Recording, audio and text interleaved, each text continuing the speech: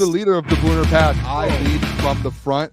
All right, boys. Lock in. It's our core foundation, man. Grit. I'm fired up. I'm fired the fuck up, boys. It's pumping right now. It's got my juices pumping, boys.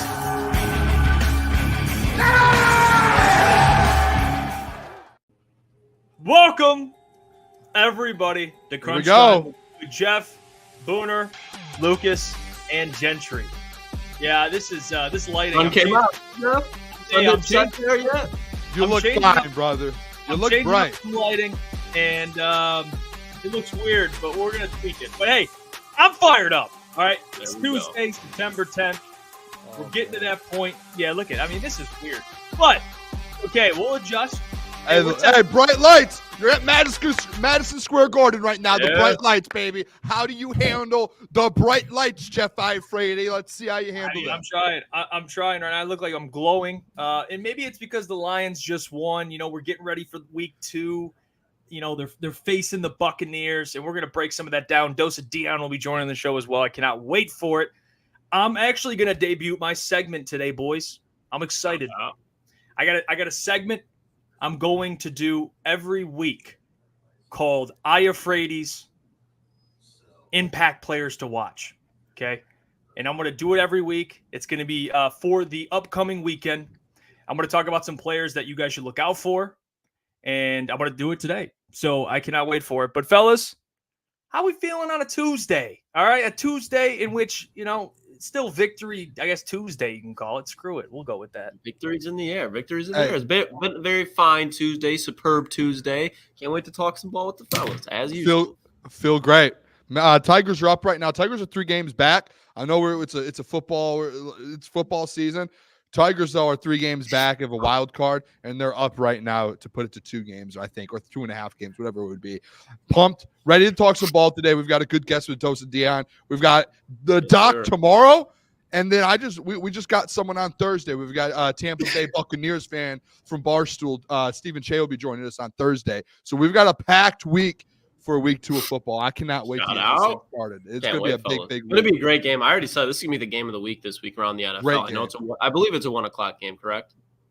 Yeah. Yeah, Yep. it's a 1:00 game. Normally they make the game of the week like the 4:25 with Joe Buck and whoever, but Detroit Lions and Tampa Bay Buccaneers is without a doubt the best matchup all week. Yeah, I'm fired up for it. I know it's we kind of move quick here in the NFL season because we do Victory Monday and then we get right back into the next week and the following week, and we just keep it kind of pushing here. So, you know, I'm Yep. excited for it. But hey, fellas, I want to have a conversation with you because with over the weekend, what transpired, the Vikings with Sam Darnold actually looking better than expected. What was not, I'm going to be honest, I was not expecting that. I know it was against the Giants, but still, he did play pretty well. And Caleb Williams, you know, he did not exactly start how I expected him to start against the Tennessee Titans, but the Bears as a team look pretty good.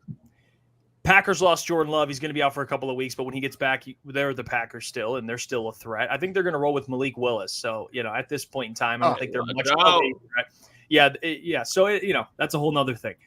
I thought to myself that, you know, the NFC North, the Vikings, I do think are better than I expected. And the Lions, after, you know, struggling a little bit week 1, they are clearly still the favorite in the division. But in your guys' eyes, at least for this season, for the NFC North, do you think the Vikings, because I'll tell you what, can give the Lions at least a little run early, or the Packers when Jordan Love gets back, or the Bears, because the Bears do have an easier schedule? Like, where are you guys at with it? Because I'll tell you where I'm at. Not much has changed. If anything, I think the Lions fans should be more confident now that Jordan Love is out and he's hurt. I think you should be more confident because the Vikings, to me, Sam Darnold is not going to play like he just played every single week. He's not going to play like that every week.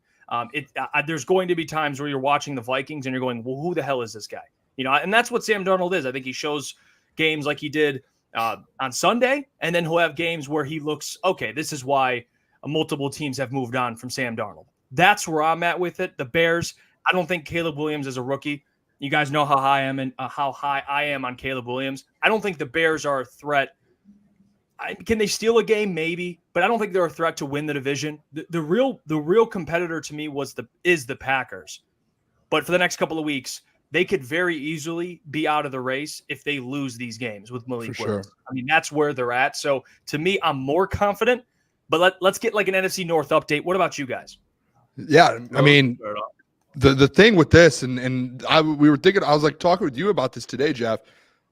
The gap now in the NFC North, like a month ago, 2 months ago, the hype, and when people are doing their pregame or preseason shows and off-season shows, literally the whole hype around the NFC North. Obviously, the Detroit Lions are Super Bowl contenders, but everyone in the world is sitting there talking about Jordan Love, the Packers, how the Packers are the teams that is going to sit here and compete with the Detroit Lions in the NFC. And come week one, and guys, this isn't like, to me, just watching football, and I'm sure you guys can agree with me to a point, like the Eagles, I thought, were the superior football team versus the Packers. And then on top of that, in the last possession of the game, Jordan Love goes down and gets injured. I think after this weekend, and I could be off on this, but I am pretty certain that the gap between first and second place in the NFC North got way wider after Sunday night. And after the Lions got that win versus the Rams, and I know a beaten up Rams team, but still a playoff Rams team. And after they got that win, I think that gap from first to second in the NFC North, it moved. Like the Packers, no Jordan Love. Like Malik Willis is going to hold it. I promise you, Malik Willis will not hold it down over the next. You sleeping on Sean Clifford, Boone? None of those guys. No one will hold it down for the Green Bay Packers unless they go sign Ryan Tannehill or something, or go get Jameis Winston. And the fact that, to me, again, like I said before, they lost to the Eagles. The Eagles are better than the Packers. That's it. Like everyone was saying the Packers could be a Super Bowl team. It's the 49ers, Lions, and Eagles. That's the NFC Super Bowl teams. Now the Bears, Jeff, that defense, I'm going to tell you what, the defense of the defense Chicago is good. Bears, they were good. Like they scored 14 points, and the offense of the Bears scored 10, I think, or 9. I think they might have scored like 9, like 3 field goals, and that was it. So, like, the defense kept them in it. The offense was brutal. They had like 170 total yards. It's brutal. So the Bears, to me, out of it. And then the Vikings, like you could say with Sam Darnold, Kevin O'Connell, Klotz, shout out to you. Kevin O'Connell is a quarterback genius. Like him getting Sam Darnold to come in as well and what he did last year, you could say maybe the Vikings, they're not going to go for the division. This is where the gap is, just real quick. Last thing here, guys. The updated odds for the NFC North, the Detroit Lions minus 145. In second is the Chicago Bears now at plus 400. And tied for third, not just third and fourth, tied for third is the Green Bay Packers and the Minnesota Vikings at plus 550. So Vegas thinks that the Minnesota Vikings has the same exact chance at winning the division than the Green Bay Packers. Like, think about that. If I would have told you guys a week ago that the odds would have fallen in that direction, you guys would have all laughed at me and thought I was crazy. So to me, I think the Bears, the Packers hype is like week one, we're already in it. And this is where, like last year with the Justin Fields MVP stuff, was like, hey, let's pump the gas a little bit here, or pump the brake a little bit here. Let's slow down a little. That's exactly what happened. So I think there's nothing at this point, guys. The NFC North that's not your goal anymore. It's the number one seed in the NFC. You're going to go win the NFC North. You might clinch it week 14, week 15 when you play the Bears, whenever that is, or the Vikings, and you clinch it, and you're all set at that point. And now this whole season is going to get the 1 seed, especially after seeing what the 49ers did last night. You have to go get the 1 seed. Yeah, I mean, it's pretty simple. The NFC North is absolutely wrapped up because the Packers, you can look at the quarterback play that was concerning because Jordan Love, he finished the game 17 for 34, dead on 50%, 2 touchdowns and interception.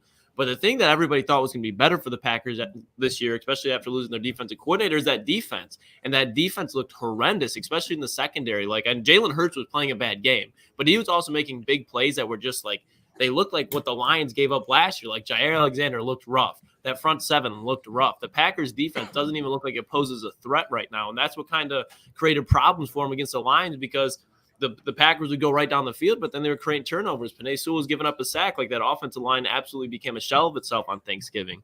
As far as the Bears go, I think if there was a team to pose a threat, it would be the Bears, because as of right now, they're just the best overall team. I understand that the Vikings played the Giants, but they played Daniel fucking Jones, and they played the Giants with Devin Singletary, Adoree Jackson in the secondary. That's all they had. I get that they have a good front seven, but I mean, you're talking about a defense that is going to be all right. Like I said, I don't think the defense for the Vikings would be terrible, especially with Brian Flores.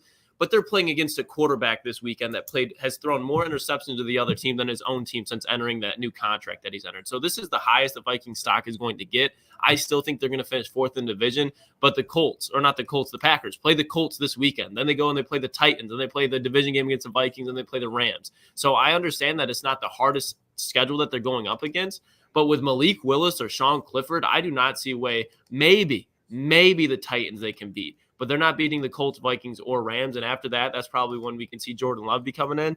The Packers are probably going to be a 6-7 win or a 6-7 loss team now. Like, there's a very real possibility when looking at the NFC West, when look how the Seahawks played. We know the Rams are going to be good in the 49ers. The Packers could potentially just completely fall out of the playoffs, and it would not surprise me whatsoever.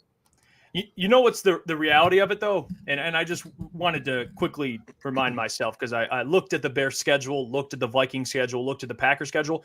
The Bears' next 3 games on the road, back-to-back, Houston and Indianapolis. So they play the Texans and the Colts, and then the Rams. Jeez, So, yeah, so that's tough. I mean, I know we could make fun of the whole schedule for the Bears and be like, well, they do have an easier schedule. Those 3 games are tough. I mean, you have Texans, Colts on the road, and then home against the Rams. And then you go to the Vikings' next 3 games. They have the 49ers at home, the Texans at home, and then they go on the road to Green Bay, which that could be when Jordan Love comes back. But regardless, the game after, they're at home against the Jets. And then the Packers have the Colts at home, on the road to the Titans, at home against the Vikings, and then on the road to visit the Rams, but they don't have Jordan Love. So it kind of evens out there. So, I mean, when you're looking at the schedule for the NFC North teams, I'm more confident, especially with Jordan Love out. I think the Bears can steal a game? Yeah, but I think the Bears are going to win 8-9 games. Like, that's not going to be enough to win the division. I think, honestly, guys, if I learned anything, and I'll just add this, maybe the Vikings, those games will be closer than I anticipated. That is it. That is the only thing I learned. That's what I think. Like, either way, that was going to happen because they just have so many targets. Like, Nick Mullins was carving up this defense last year. I understand it's more. There's a big improvement on this defense, but still, like, if he was carving you up for 400 yards, whoever's at the quarterback position with Justin Jefferson, TJ Hawkinson will probably be healthy later in the season when they match back up. But even like they have Aaron Jones, they're going to be matchup problems. But that defense they have zero depth and they have a lot of inexperience. They got Van Gink and Jonathan Greenyard, but this offensive line is just going to have their way with them. Like, their defense is solid, but I just think with Sam Darnold too, like, we're going to see the cool off factor, like Jeff said. Like, that's the whole thing with Sam Darnold. He'll look like, wow, this guy was a top 5 pick in the NFL draft, and you're like, oh wow, this guy also was released by the New York Jets. So you see the difference. Like, he was moved off of for Zach Wilson. So you have to keep that in mind talking about Sam Darnold. They as well, like, who cares? I'm not even thinking about the Vikings, to be honest, guys. I think it's a waste of breath to talk about the Vikings. We're going too much into the second team. To me, the only problem right now is the Bears. And at the end of the day, like, the Bears just played the Titans. And you guys know me on the Titans. I know a lot about the Titans, and I'm a Titans guy because of Will Levis. But the Titans aren't that good of a football team. And they were down 17-0. The Titans had Brian Callahan came out and was like, if we punted on first down every single possession, we would have won that football game without playing a snap of offense. We could have won that football game somehow, some way. That's how bad that offense looked on Sunday. So, like, the Bears are about to go through an absolute gauntlet there that you pointed out, Jeff. They could easily start the season 1-3, 1-4. Right. And you're sitting there and you're like, all right, so, like, the Lions need to win 10 games to win the division. Like, is that where it's at? Because with the Packers, like, I can't see the Packers winning a game with Malik Willis. Like, they're not going to go win a football game with Malik Willis. No. I don't have faith in it. So, like, they say they start 0-4. That's a battle for them to get back and win 11 games. An absolute battle. Like, you almost have to not win out, but like you have to be damn near as close as perfect as you can be to go out there and win 11 football games after starting 0-4. And then the same with the Bears. If they start like 1-3, 1-4, like, they're battling. Like, the Lions are going to be in a spot to where it's like, who cares about the division? You can lock that up in week 14. Like, the 1 seed is the only thing that matters. Like, the Lions are the king of the North. There's no one's dethroning the Detroit Lions from the NFC North this year. Will not happen. I will put a Booner guarantee, a lock on that. They will be the kings of the North for another year in 2024. That's a lock. Now I'll add this too. I mean, a team that I think in the NFC will be in the picture, especially in the playoff picture, is the Tampa Bay Buccaneers. They play them this week, and I do think this game will be close. I do. I think this is going to be a tough game because they're more healthy. I just saw Antoine Winfield Jr. is out for a couple of weeks. That is massive, absolutely massive that he's out. It's still going to be a game. I know it's at home, but you saw last year in the playoffs, it took Derek Barnes' interception late to really seal it. What I'm expecting this week, like I said, a very physical game. I expect the Lions to, I don't want to say struggle, but it's going to be more difficult to run the football against the Bucs than it was this week against the Rams. You saw that last year. You saw it in the playoff game. One thing that's consistent about the Tampa Bay Buccaneers is their front seven. Their front seven is going to stop the run or at least slow it down. They're going to test you. They have guys that can rush the passer. The thing that I do think the Lions can expose, and I'll dive into this more with, my impact player segment because I do have some guys on there, is the secondary. They don't have Carlton Davis. They have Jamal Dean, who's really good. But without Antoine Winfield Jr., this is a secondary that I do believe the Lions are going to try and attack. And it's an opportunity for this offense, especially the pass game, to get back on track. But I expect this game, guys, to be close, and I expect this secondary to get tested again. I mean, that is so. You're saying the Lions secondary?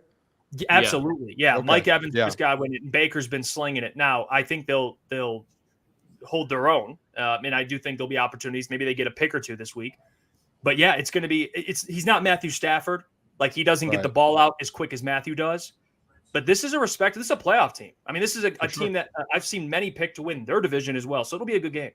I think it's odd too, and I don't know if you guys noticed this. Like the Rams game, they had all those injuries, and you were only the Lions were 3.5-point favorites, and then another offensive lineman goes down and moves to 4.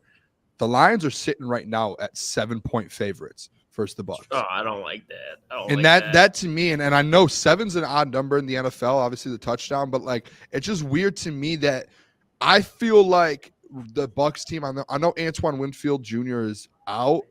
I do feel like this Bucs team is maybe not as good as a healthy Rams team, but if a beat-up Rams team is a 4-point underdog versus the Lions, a Bucs team, I would think it would be around the same, like around 4 or 5 points. Like 7 seems like it's a big number, and I'm with you. Like I don't like the feeling of it being at 7, and I think Jeff, like I'm lockstep with you. This game, it comes down to one thing and one thing only. Baker Mayfield last week had probably one of the best weeks out of all quarterbacks in the NFL, almost best week of his career for sure. Yeah, 4 touchdown passes. He got everyone involved. Rashad White was involved in the pass game. Chris Godwin, Mike Evans, every single player was involved in that pass game, and it looked like a legit playoff offense, like a very, very high level offense. And I think now coming into Ford Field, it's a little bit more of a hostile environment. They were at home last week versus Jane Daniels and the Washington Commanders with Dan Quinn. Very fine defensive mind, mind you that. But I do think this is an opportunity for the secondary of the Lions to kind of flip things on their back, and AG as well. Because every radio station I've turned on this week, everyone I've listened to all week, it's all about the Lions zone defense looks terrible. AG can't figure it out. What is going on? Like, yeah, you're giving up short yardages, but how does this zone look so bad? Why is the secondary I was one the other day to say one of the bad things about this defense was the secondary. It's still a fresh secondary. Carlton Davis is still in year 1 in Detroit. Terrion Arnold's still a rookie. Amik Robertson's playing on a new defense as well, like Carlton is with the new DC. And then you have the Brian Branch switching positions. Like, things are moving around still. I have all the faith, and I think, guys, you guys might be lockstep with me. This is feels like a week to where this secondary can figure it out. Like, this is all right, we're going up against elite players. Like, this is a test for us. Like, can we compete with these guys? Because this is probably one of the best wide receiver cores in the NFL. I know they're a little older, but I still think they have a from top to bottom really good wide receiver core. And Baker Mayfield's no scrub either. Like, he could sling the rock. So I do think it's a test, and this is going to show a lot about this secondary. Like, hey, how do you guys bounce back? Do you guys really learn from your mistakes? AG, are you able to make adjustments and figure this thing out a little bit? Because I thought up front, the front 7, I saw the tweet today about saying how Valenti was going at the front 7 and saying the front 7. That's false. The front 7 was good. The defensive line was good. Linebackers were elite. It was the secondary that felt like there was a little bit of a problem. If they figure that out, this defense is. That's where I think this Sunday. That's all I'm looking for is this secondary. Klotz, you're a corner. Thought you were a corner at one point in your career. Talk to me about this. Yeah, I mean, this is going to be a physical football game. You have a first ballot Hall of Fame wide receiver, and then I would say a top 15 to 20 wide receiver in Chris Godwin. And they also, Boone, you're very familiar with him. Jeff, you are too. Jalen McMillan out of Washington, my fault. He's a guy that's been tearing up training camp for him. He's producing in week 1, and then behind him they have Trey Palmer, who could have had 2 touchdowns against the Lions last year. I believe it was week 5 when they played. So this wide receiver core is really 4 deep.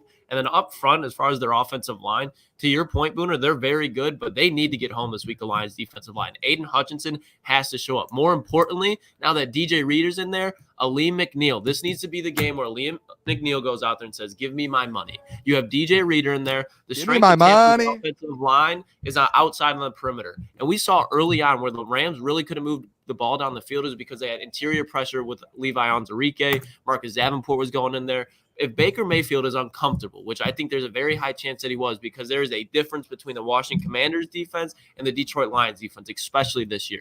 If Baker Mayfield's uncomfortable, you won the game, because Baker Mayfield is not Matthew Stafford. He's not going to go through those progressions as much. And you have Todd Bowles on the sideline for the Buccaneers, not Sean McVay. This is a game where the Lions beat this team twice last year, and there's no reason that they shouldn't do it again this year when they have a more talented roster. I think you're going to see good things from Terrion Arnold. I understand that he had the 2 pass interferences in the end zone, the red zone last week, but when you look at he was in position every time. Cooper Kupp, he's just one of the most mentally smart guys that can just point out your weakness and exploit it for a 5-10 yard gain, and then he's going to get yak on top of it. Mike Evans is just extremely physical. I think this will be a game where we actually do see Carlton Davis kind of follow with Mike Evans because he's played with him and practiced with him for so many years of his career. He knows what Mike Evans is about. Terrion Arnold, if he can hold his own weight, this is going to be a huge game for you. This is going to be a close physical game. These are 2 of the most physical teams in all of the NFL. It's going to be a game where it's going to be close all the way until the 4th quarter, but it's without a doubt one of the best games we're going to see, and this is without a doubt something that the Detroit Lions should absolutely take advantage of at home and get another huge NFC win. And I'll even add to that, Klotz, because I think you nailed it about at least the pass rush, the front 7 against the Bucs offensive line. Watching last week, the Buccaneers, one thing they did struggle with is protection up front, but in the interior of their offensive line, which I do. And I'm going to be speaking a lot about this week, guys. I'm going to be hammering it. DJ Reader's return and Aleem McNeil having the game he had last week, this is an opportunity with DJ's return to allow more guys space, because he's going to take up a lot of space. So Aleem McNeil, this is your opportunity. Go out there, get a sack or 2. Aiden Hutchinson, keep up with what you've been doing, and go out there and get another sack or 2. Like this, I think, is a big game for the defensive line, because if you give Baker time, we know what he's going to do. He's going to especially see if you're in single coverage against Mike Evans, he's throwing the football to Mike Evans. Like that's just what, if you watch the game against the Commanders, that was essentially what it was like. Hey, I'm just throwing him basically an alley-oop, and he's just going to go get it. This Lions pass rush, this Lions front 7, although they did play well last week, they're not going to have 4 backups on the offensive line, but I do think they could take advantage of the on the interior of the Bucs offensive line. That's what I do think they have the advantage there, with the rookie starting as well. But we shall see, man. Big test for the secondary as well. But I think the Lions defense, I think they're going to show improvement this week. They're going to show more improvement. We'll see it, especially with DJ Reader's return. It's huge. It can't be understated. Yeah. The last thing, too, like with this game, and we're going to get into it all week and have these conversations all week. I was texting you guys earlier today about Jared Goff. And the statement I had made throughout the offseason, and people were, the hot take segments that we had, and the bold predictions was Jared Goff to win MVP this year and to go out there and put up some numbers, win MVP. He's going into this Sunday, guys, with the secondary, a depleted, just an absolute injury-riddled secondary.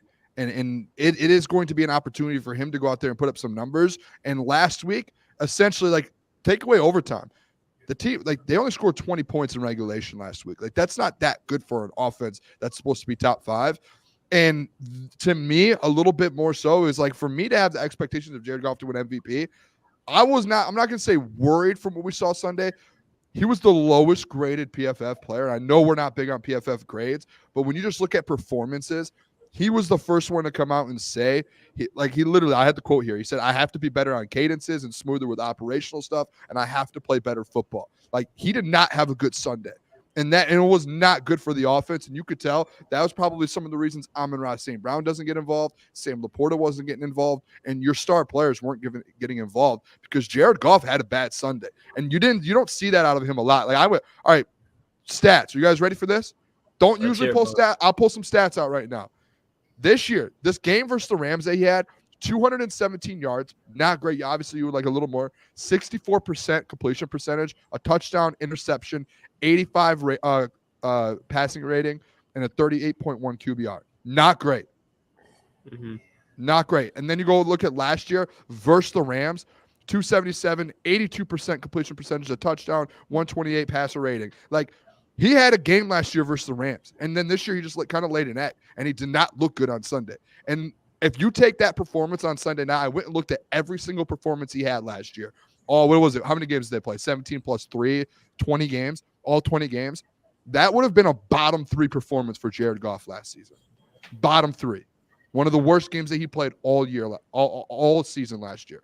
So that, like, to me, that's a little bit of a problem. But I think, like, all right, Jared Goff, I expected MVP season out of you. Like, that is what I went out on the line. I put my name on the line for it. And then he just laid a dud, an absolute dud, boys. So, like, on Sunday, that's what I want. I want to see Jared Goff go out there and just ball out.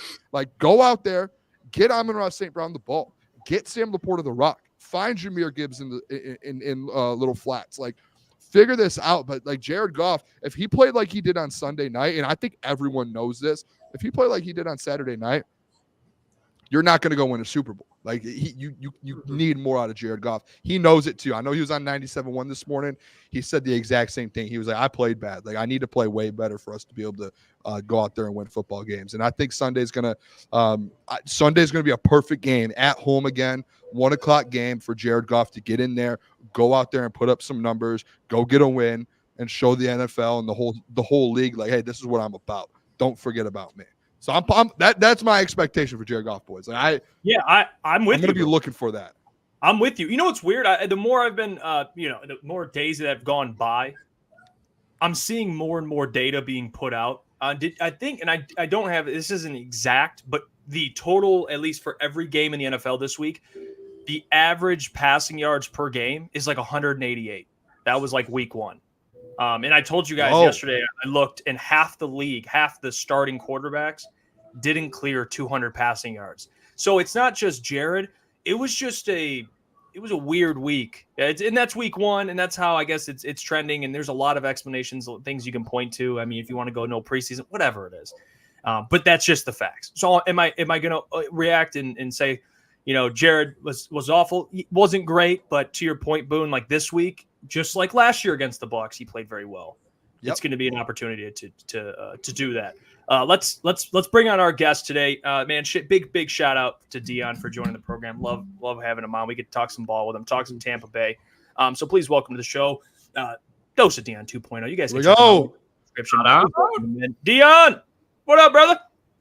Yes, hey man, hey, Step, y'all got sound effect, man. You guys have upgraded. I see y'all have upgraded. I say, hey man, it's good to be back, bro. I'm fired up for this. I appreciate y'all having me.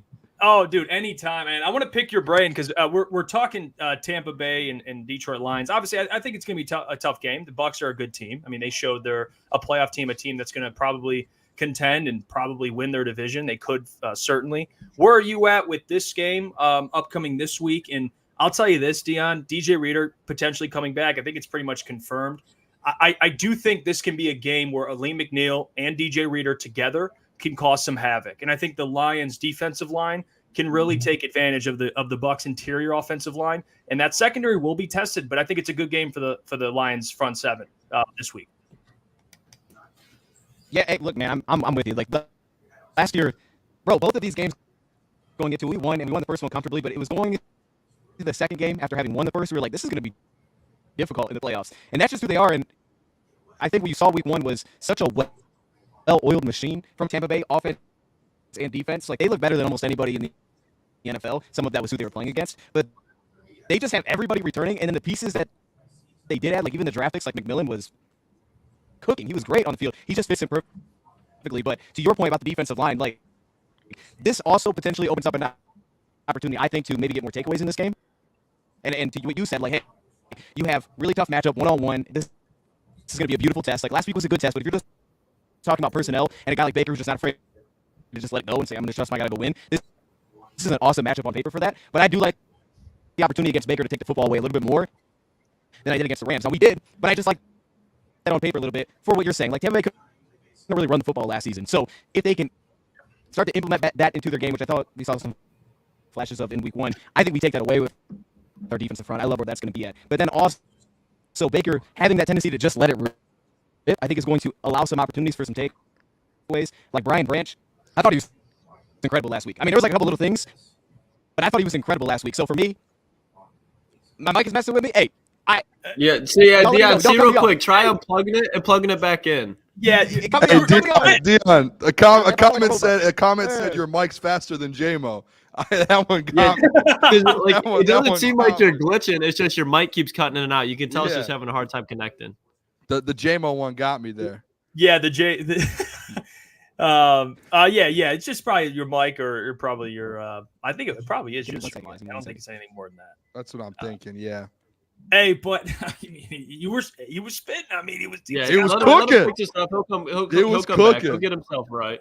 Yeah. The JMO comment had me. I read that and I just, oh man, Mike's faster than JMO. Yeah, I get it. Hey, shit happens. It happens. We'll get it back in here. One of the comments said, "Stay off of Lucas's Wi-Fi." It's facts. Hey, the ghost has been staying away so far, at least this week. Last week it was too. Yeah, well, it has been for a little while. You've been pretty locked in. But what you were saying off of like Jared needs to step up this week, I think he has an opportunity to, because when you look at who the Lions played last week, the LA Rams, that offense, that defense, it's a much better situation that's going on in Washington. Like the Tampa Bay Buccaneers defense is very good. I will give you that. But when you look up, okay, they gave 20 points to a rookie quarterback, a mid-ass offensive line, and then Brian Robinson, he didn't have like a huge game, but you just look what he did out of the backfield too. He had 3 catches for 49 yards to go with 40 yards on the ground and a touchdown. So Brian Robinson had 89 total yards. Austin Eckler, he had 4 catches for 52 yards out of the backfield as well. This is going to be a game where beat up secondary. No Antoine Winfield. They lost Evan White, and I really like the linebacker that they have in KJ Britt, but he is going to be very inexperienced going up against this front 5 for the Detroit Lions. Jared Goff, I think he has a sneaky opportunity, because people are going to look, Tampa Bay defense, very good. Todd Bowles, very good, which they are. But Jared Goff had a bad game. Amon-Ra St. Brown did not show up. Sam Laporta, he really did not show up. I think especially Jahmyr Gibbs, we remember the game he had against this defense last year, especially in the playoff game. Antoine Winfield's probably a little hesitant coming back from that injury this week, because remember it happened last year when Jahmyr Gibbs absolutely stiff-armed that man in the sideline to seal the game basically with a 52-yard touchdown run. So when I look at this defense, very good defense, but there are some opportunities for Jared Goff to exploit, and this whole offense as well, just because they played kind of very down compared to what their standard is. So I think there could be a surprisingly big week from this offense. I do like, and this is the thing too, and I was thinking about it this morning when all the, you start looking at who's going to be playing for the Bucs, and you are going to get those people who are like, hey, like they played a beat up Rams team, they played a beat up Bucs team, they might not be the best team in football. Like, I don't really, at the end of the day, it doesn't matter who these guys, like who they're playing. What I want to see is like, you play a team at hand. Like when the Chiefs play a team that's beat up and they go out there and dominate, people just are like, hey, the Chiefs just dominated. Like there's no question to it. So like, that's where the Lions need to go in this Sunday. Flip the script. It was obvious. And I feel like me saying this, people think that I'm like, oh, the Lions played bad Sunday. Like, no, like the game wasn't one of their best games that we've seen over the last 2 years. There were points like the offense struggled at times. Again, remember yesterday I pulled up, it was like 5 of the 9 possessions you punted or turned it over. Like that's not good. That's not the Lions team. It maybe is good for an average team like the Bucs or not the Bucs. Sorry, don't want to. Hey, no disrespect over here. Maybe those Titans, Boone. Like the Titans or the Commanders, but for the Lions, that's a top 5 offense and who we thought could be a potential number 1 offense in the NFL. Like this is a week to go get it going. You struggled week 1. It was obvious. Dan Campbell said it. Jared Goff has said it. Everyone's been saying it. If you watch the football game, you saw it. There were struggles on offense. If you don't have D-Mont, you probably don't go out there and win that football game Sunday night. So, like, it's time this Sunday. Like, go for get in a rhythm. get in the rhythm early so you don't have to worry about it when it comes to the playoffs. You're like, oh, we're struggling now. Like, no, get this thing rolling.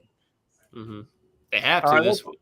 Hey, let's bring in Dion. Let's see how he's doing, Go, man. Dion. Let's get a mental health check. Like, Dion, how you doing? How's the mic?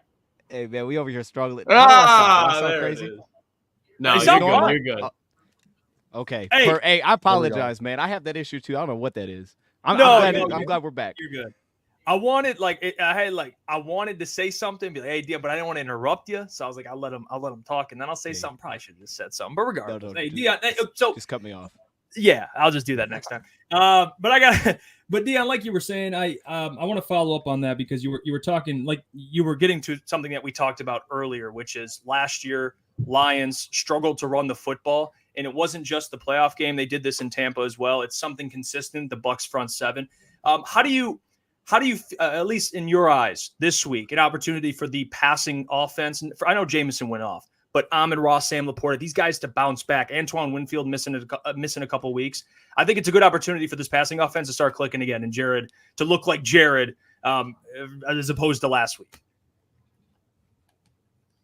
Yeah, I mean, I don't disagree. You know, I caught kind of when I was jumping in here, you guys talking about that game, and you know, for me, it was the beginning of the game felt a little.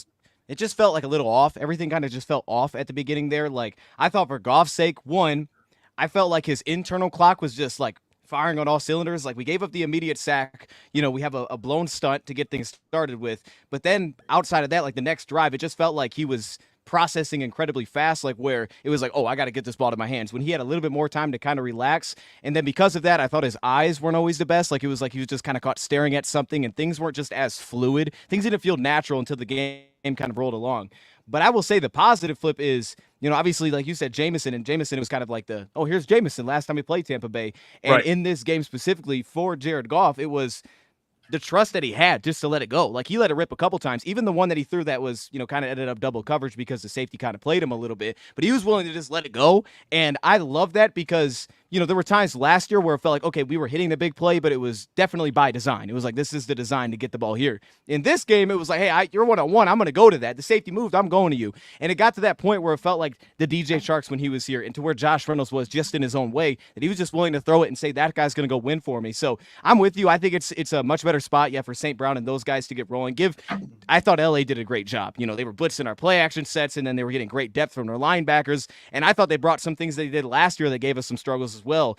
But it was also a great opportunity to just kind of see things emerge into like, hey, Jameson Williams is capable of picking up that slack, because that's the question we've had. We saw, you know, just to go to a side game real quick, like when we played Chicago last year, I thought that was a big issue. You know, it was like, hey, they're going to make us win outside the numbers. Baltimore did the same thing. And it was cool to see a guy that can predominantly align outside the numbers, that we could just trust him to go win. And it got to that point where they just loved that matchup because that was the matchup on paper. So for me, I'm with you. I think that this is going to be a better game because it's going to be more fluid.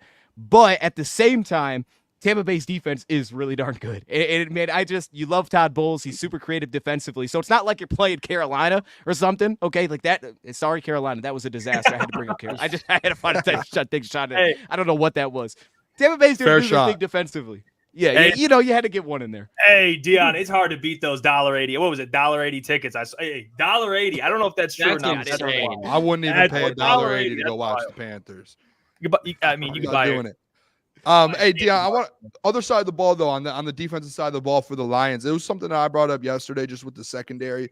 Obviously, like you still have like Terrion, who's younger, who's a rookie, getting the hang of things. Carlton kind of fresh here in the Detroit scheme with AG, and same with D'Amico. What are your thoughts on the defense and kind of going into this week? Because I thought personally, I said it on the show today, I thought the front seven looked good. Like I was big on the way the defensive line looked, and I heard people around the city saying that they thought the defensive line didn't look good, which I was shocked about. But I felt like those front seven guys and those linebackers were absolutely elite in my mind. And just, what are your thoughts on the secondary? And do you think they're going to come around? Obviously, it might just take some time. What are your thoughts on that? All right, hold up. Are those people around the city potentially on this show? We just got to check. I mean, it's just not on the show. No. They might start. Last name might start with the V. The first name might be Mike. I don't know. Okay. Well, you didn't have to do that. You could have. You didn't have to do all that now. It's on me, Dion. I apologize. It's all good.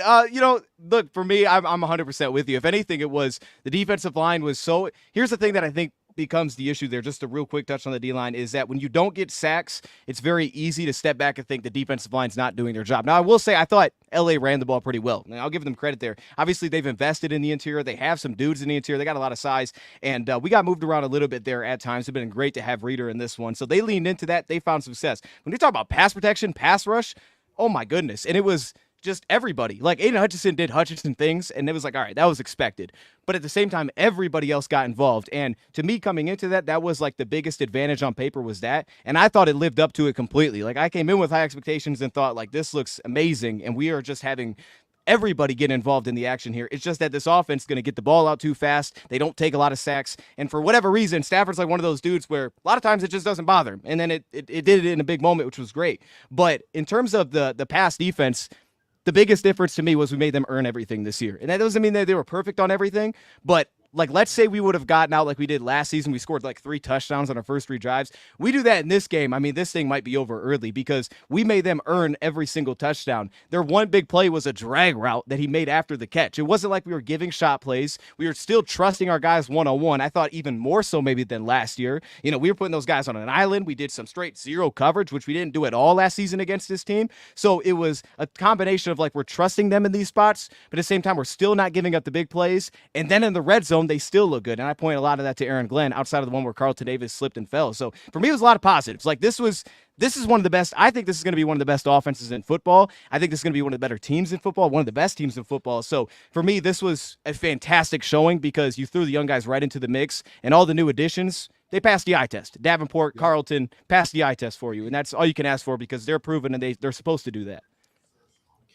And Dion, you kind of just brought up when Tyler Johnson broke off like that 60-yard drag route, and most of it was yards after the catch. When you look at the Tampa Bay offense, I know you just brought up McMillan, who's the rookie out of Washington. Who do you think's the guy that you cannot let go off? Because it's one of those situations, again, where you have Cooper Kupp, you have Puka Nacua, you have Kyron Williams. One of those guys are going to go off. You got to try to limit somebody there. Who do you think the guy for the Tampa Bay Buccaneers is the guy that needs to be limited the most in order for them to stay out of the game with the Lions?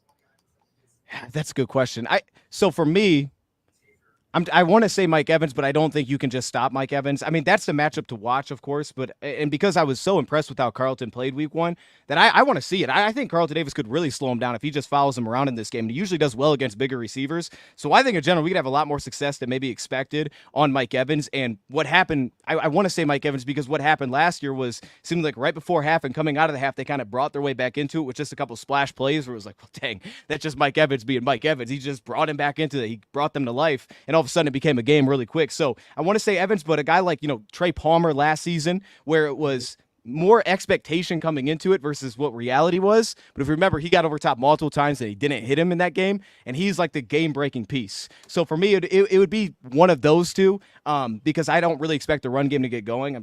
I just don't expect it to really do anything in this game. But I would say, boring answer, it would be Mike Evans for me because I think Mike Evans is going to see a lot of Carlton. And I think if you slow down Mike Evans, you kind of take away the safety blanket. Everything comes into, hey, Baker Mayfield, he's going to be aggressive with the football. I expect us to get pressure. I expect us to stuff the run and get in positions where we're just going after him, teeing off on him. And once that happens, I think you get a couple of interceptions because the Mike Evans advantage will be one-on-one I'm putting up. He's at least going to knock it down. Once he gets away from that, we're going to start taking the football away. That'd be my expectation. So I'll say Mike Evans, even though that's boring.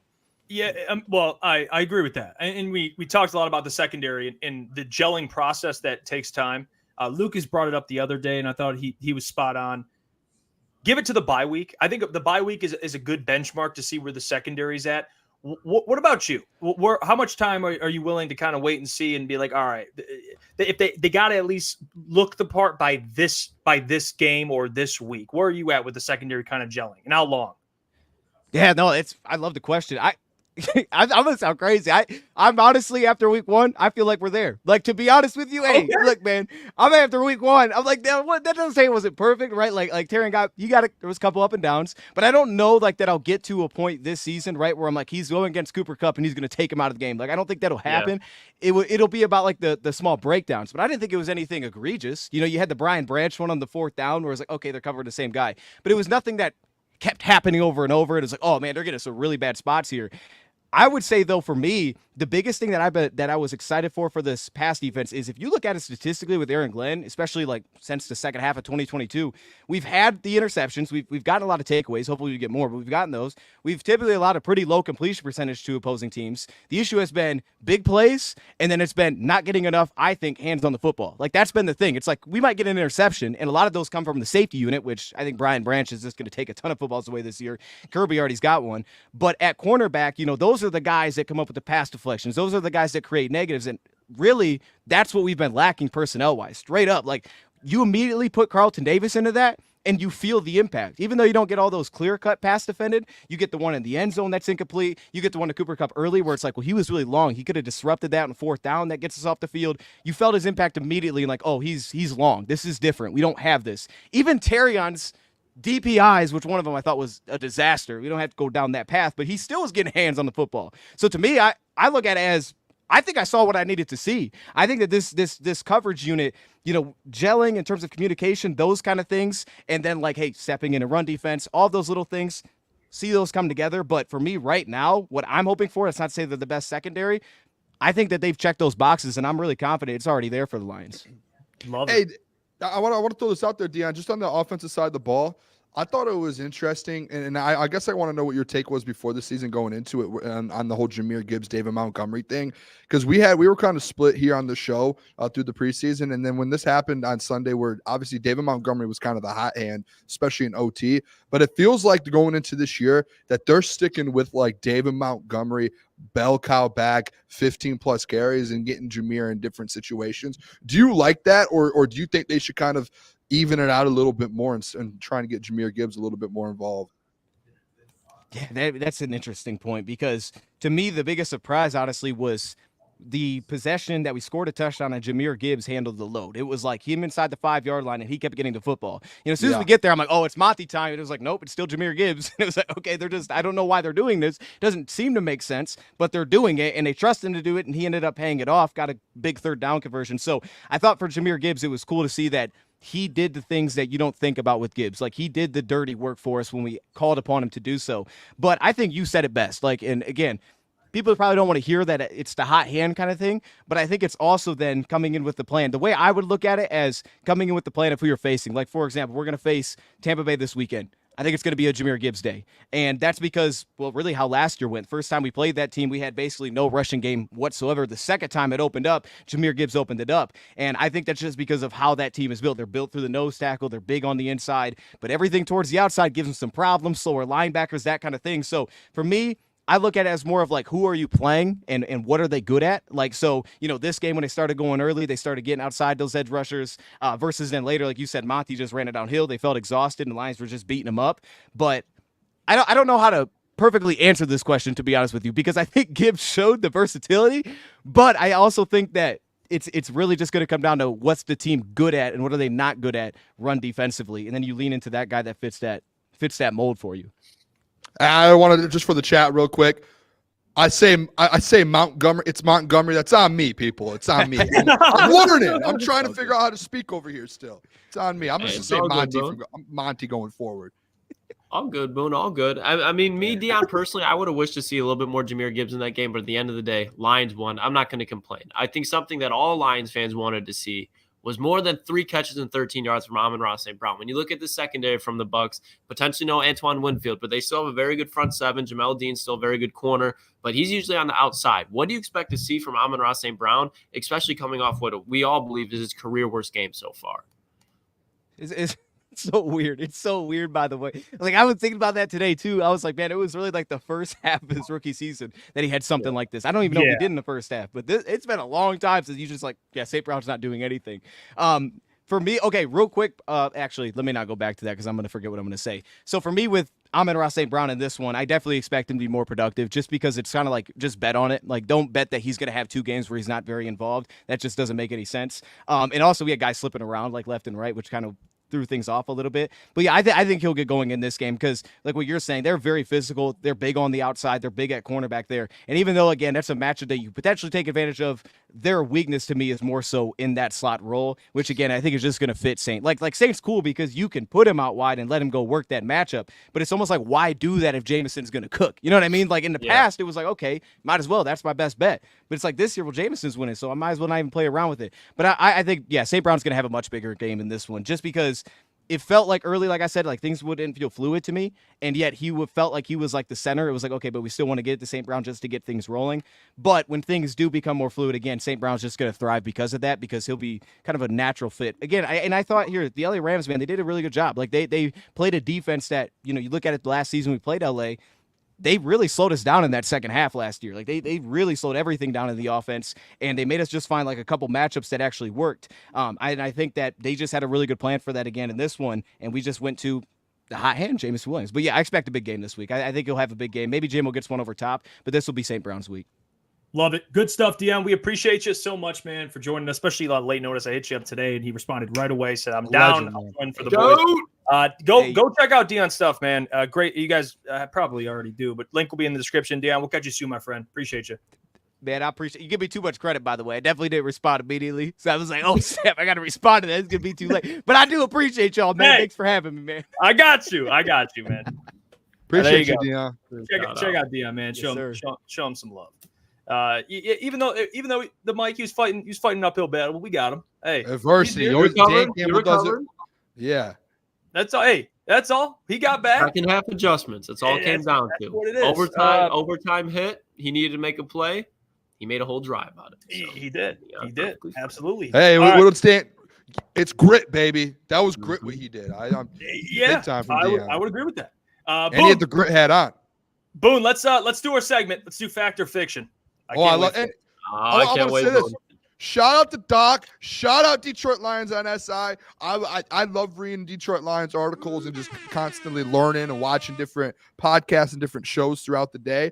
And I came across Detroit Lions and SI. They do a thing called fact or fiction, and I've seen it before around different spots. And I was like, I feel like that would be pretty fun to do with the fellas here, to do some fact or fiction, especially because we didn't really do overreaction Monday when it comes to the Detroit Lions. And basically the ones that I wrote up and the things that I got here are kind of overreactions, maybe a little bit. So I've got a handful of them for you guys here. Are you guys ready? Let's do it. All right, let me find it here real quick. Fact or fiction? First one we're going to do. Fact or fiction, fellas.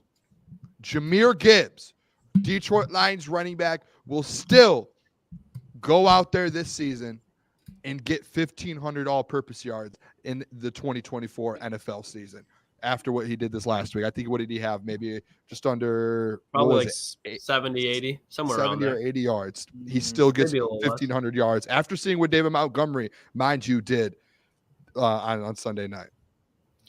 I think it is absolutely fact. I understand that David Montgomery had that game, but I think there also could be overreactions, obviously, after following week one, where it's like, oh, Jahmyr Gibbs, he's obviously going to be just kind of a gimmick back. Just like Dion said, they used Jahmyr Gibbs on a touchdown drive, which he scored on, as he wasn't a gimmick back. There's going to be injuries in this running back room, probably to Jahmyr, probably to DeMont, not significant ones, hopefully, but there's going to be opportunities for Jahmyr Gibbs to get more carries than David Montgomery situationally. And when he does that, Jahmyr Gibbs is the more explosive running back. David Montgomery fits the culture of this team as far as being the gritty bully running back. But Jahmyr Gibbs is just a talented player that can easily go 100 scrimmage yards and 10-plus touches. So when you look at that, there's going to be games where Jahmyr Gibbs gets 15 to 20 touches. Those games, to me, I think he's going to be absolutely going off. I still think 1,500 for him is very doable. In the shortened season that he had last year, because obviously he was implemented in the offense, had some injuries, he damn near went for 1,000 yards. He might have even had 500 receiving yards. So if you're asking me, Jahmyr Gibbs, year 2, 1,500 yards. After week one, yeah, he didn't have a huge game, but this offense as a whole did not have a huge game. Jahmyr Gibbs is still going to be having the season that all the Detroit Lions fans wanted to, and I still think he's very much on pace for 1,500 total yards. So last year he had 1,200 all-purpose yards, and, it's one game. It's not a typical game. I mean, he was fine. But there's going to be moments in games where he goes for 100+ yards. I mean, he's going to have a ton, some of those games. If he were to do what he did yesterday for the entirety of the season, he would be at about 1,200 all-purpose yards, but he's not. So I'm going to go fact. I think he does hit that 1,500 mark. I still think he can. 1,000 yards receiving, 500 yards, 1,000 yards rushing, 500 yards receiving, or give or take whatever you want to add or take away from. I think he can still do it. I'll go fact because there are going to be moments like you saw last year against the Las Vegas Raiders. Maybe Monty won't be hurt, but you'll have a game where Gibbs is the hot hand. Gibbs is the one that takes you down the field in overtime to win it. I'll go fact on that one. I'll be the odd man out. I'll go fiction. I'm going to go fiction, and I'm going to tell you this is why. Knock on wood, right? I'm going to just be honest with you guys. Running backs in the NFL, what happens to them? They don't usually play in all 17 football. They get banged up, Boone. That's fair. They get banged up, and I think I think it would be an ideal scenario that David Montgomery and those guys, they keep talking about in press conferences how they want to split the carries and they want to be very, very smart about who's getting the rock, who's taking a lot of the load, all of that, because they don't want to get hurt and they want to play all 17 games. I just think there's going to be some times where some of these guys are beat up. It's going to be the same thing with D-Mount. Like, he might miss a game or two for, just a small injury. They'd say you want to be a little careful with this. So I think it's going to be, when people are like Booner, I see TJ in there. Shout out TJ Waymo. I think that's like JMO, but Waymo, maybe it isn't. He said, boo, Booner. I still think he gets 1,400 yards. I think he just falls short of 1,500. And I think it's because to that point, it's like he needs 80-something a game to go do it. And I think that's possible. I just think there's a couple games where maybe he's going to be out. He's been dealing with that hamstring already preseason. And I think maybe, like, hopefully, knock on wood, that doesn't happen. But in the NFL, there are injuries. You might miss a game or two throughout the year. Realistically, I expect Jameer to go out there and get 80 to 90 yards a game. Maybe even 100. I don't know. 100's the high end because that's the best do that have all of the carries. I think 80 to 90 is fair. And if you take a couple games away, I think that puts them around 1,400, 1,300. So I'm going to stick with that. I think that's fair too on a stack. I'm telling you. On a stack. Change it now. Change it now. I'm not. I don't think it's a bad thing. It's not a bad thing. Week where Jameer Gibbs has like 170, 180. I agree. And we're going to be sitting here. We're going to be like, Jameer Gibbs is going over 1,500. Klotz, I'm saying I agree with you. He will have those weeks, but he also will have weeks where he has zero because he's probably. It happened last year, though. We saw it last year. It did, and he had 1,200 to 1,300 yards. Yeah, and think about and this is what I'm just trying to say. Right. Injuries last year, and then you have the 7 weeks where he wasn't really getting the workload that he's going to this year. So I just think in those 7 weeks, you still have a full roster, and you're adding JMO in there. Like, I just don't see it. 1,400, like, dude, we're 100 yards off. Like, I don't think that's that. So crazy. I'm saying we're literally 100 yards off. All right, next one. Fact or fiction? Well, Mike, real quick. What do you think? Fact or fiction? 1,500 yards. I would say fact, and obviously you know how high I am on David Montgomery, and I think that I've been consistent that you have to keep splitting the carries and kind of keeping them together as a group. But I still think Jameer Gibbs can have a few pop-up games and hit this number. I obviously it's not what we wanted to see week one, but easing him into the offense and not getting him hurt or re-injuring himself, I think that was a smart move. And obviously he showed spurts of his normal self in that game, so I think he'll be able to get it. I still think there's a lot of time left in the season. And like I said, though, he'll have a few 100-plus yard games. And like someone said in the chat, that's only like 89 yards per game to finish out the season. So I think obviously he goes over that a few games, and I think he'll be able to get it. Hey, I'll go 3 against 1 on that one. Who cares? Next one, fact or fiction. Jamison Williams. And I'm going to make this very clear.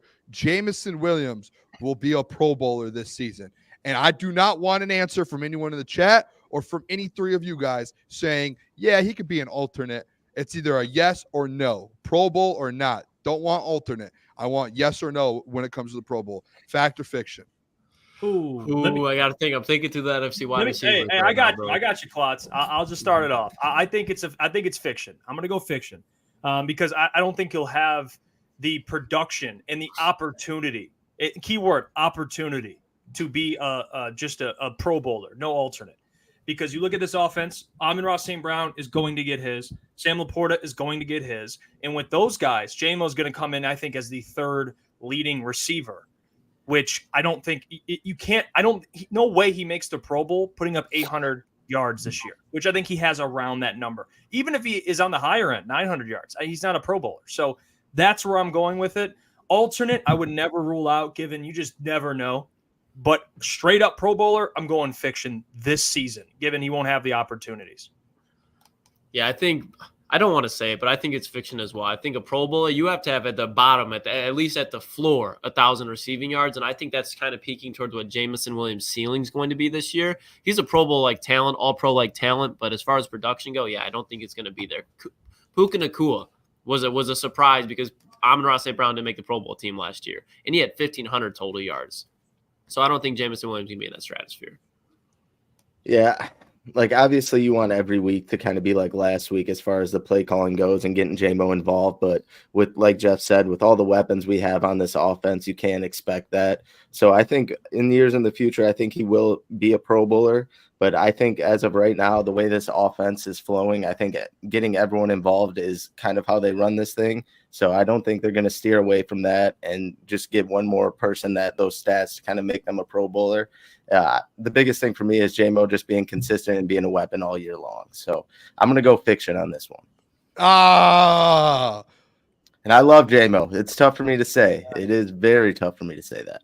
But it's all across the board. Fiction. I think even if he does get 1,000, there was over like if you get 950 to 1,000, there was over like 18 players last year in the NFL, wide receivers and tight ends, that had over 950 yards. And I don't think all of them made the Pro Bowl. So, like, Right. even if he gets there, like, it's going to be tough.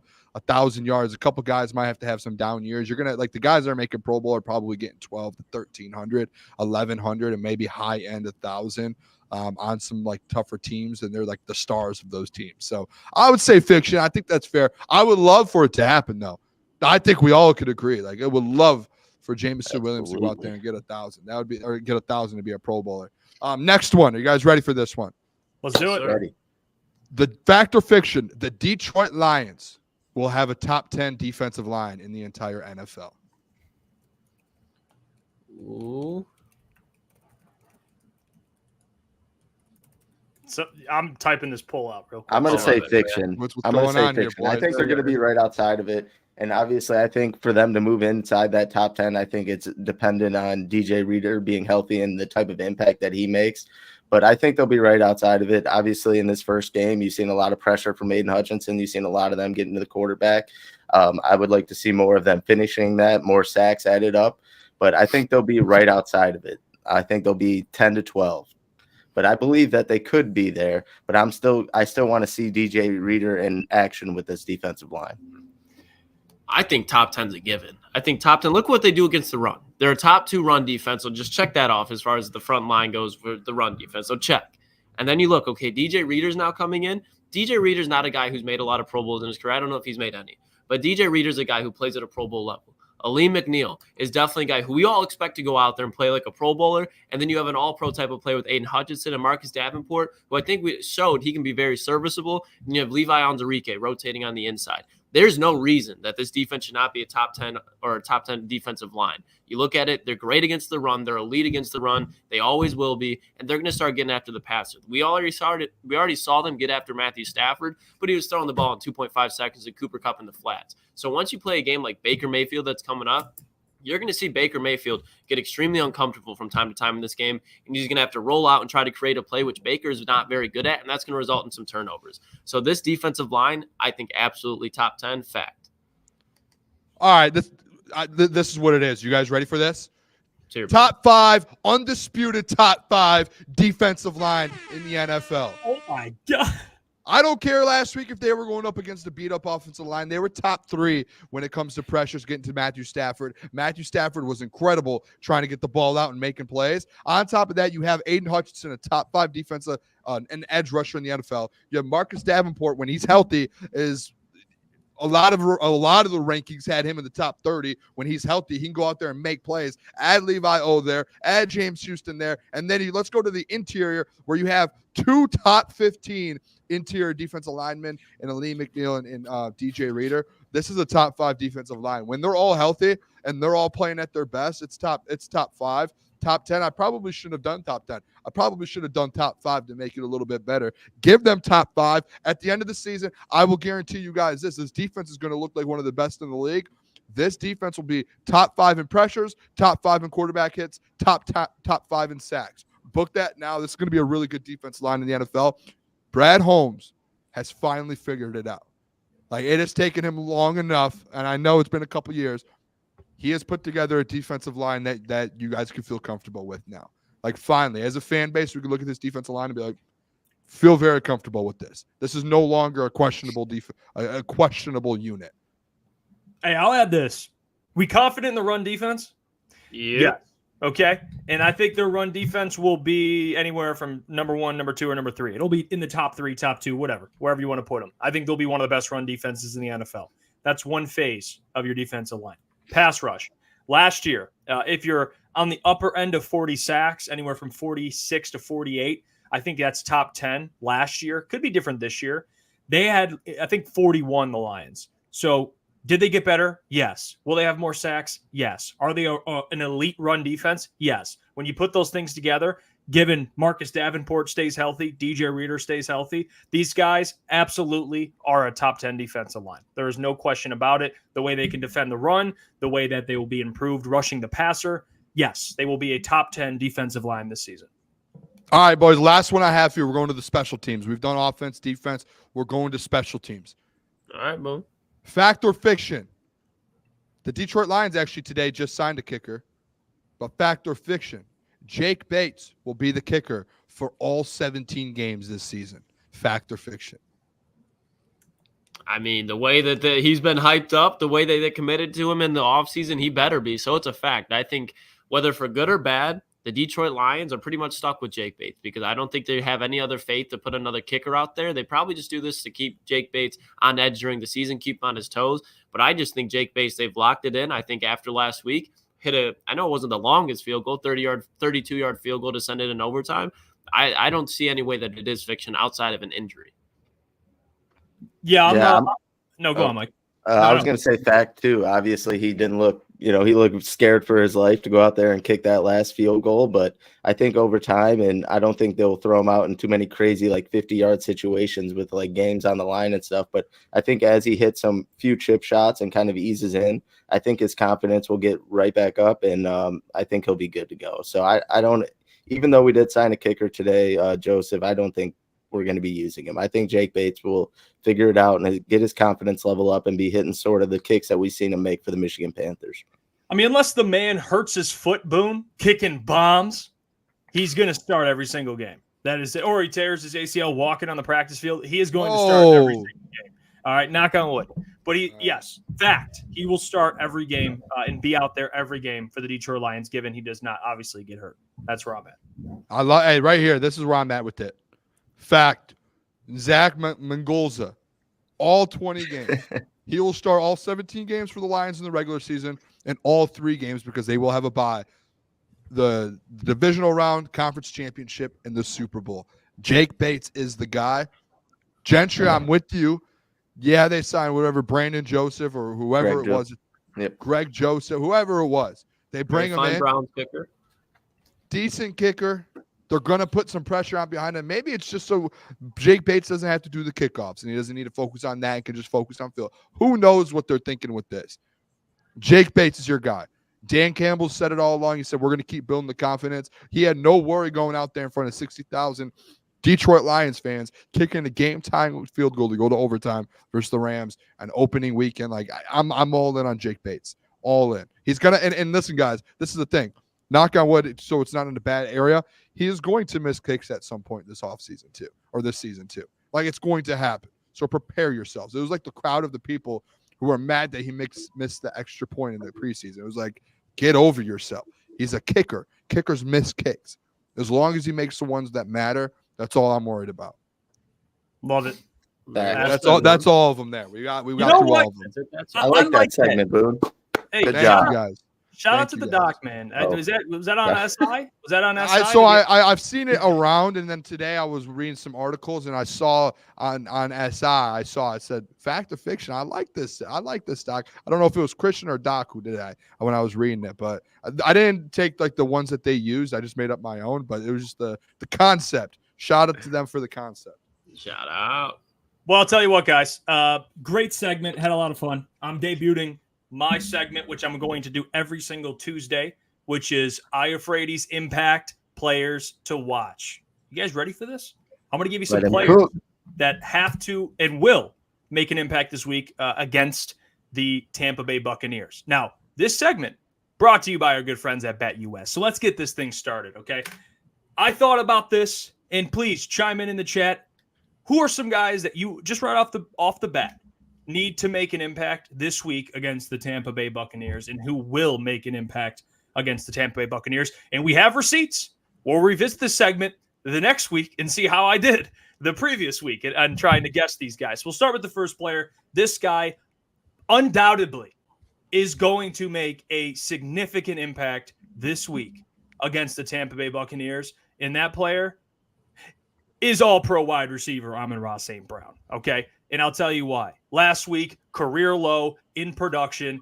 This week, facing a secondary in which he knows very well. Last regular season, he absolutely torched these guys. I think he had almost double-digit catches. I forget the exact number of catches, but he had 100-plus yards. Craig Reynolds delivering the boom. The boom. The block heard round the block. So, Amon-Ra St. Brown expected to have a big game, and I think he will, given Carlton Davis, not on the Tampa Bay Buccaneers. He is on the Detroit Lions. Okay? And Jamel Dean, very good player. Amon-Ra St. Brown gets open against any corner that's basically in front of him. That is the first player. Boys, love it on that. I mean, Amon-Ra St. Brown's a wide receiver one of this team. You're going up against a very good front seven. There's no guarantee at all that you're going to be able to successfully run the ball to the normal status that the Lions think they usually can. So they're going to be for a challenge up front. I mean, Dion talked about just before. Amon-Ra is going to have the opportunity to go inside and outside. There's going to be so many opportunities for him to exploit inside the slot. If Amon-Ra does not go off this week, I'm not saying he's a bad player, but you can kind of start to hit like the question mark of like, what's going on with Amon-Ra? Is there an injury that nobody's talking about? I expect Amon-Ra to bounce back in a huge way, and he has to, because you got Mike Evans, Chris Godwin, and company on the other side of the field. Just like the Rams, even if they're not putting up points, they're going to be moving the ball down the field, keeping the Lions offense off the field. So he's got to come through huge, especially on third downs. Mm-hmm. Yeah, I think we were all waiting in the second half of this past Sunday for Amon-Ra to kind of show up. Even though we still won the game, we were waiting for that big play, Amon-Ra. So I think you'll see more of that this weekend. And like Lukas said, I think they will be driving the ball, and I think there will be a lot of points scored by both teams this weekend. So Amon-Ra is going to be a big part of us putting some points on the board, and I expect him to show up. Now, the next player that I think will make a big impact this week is a player that I'm very excited to see. And that player is DJ Reader.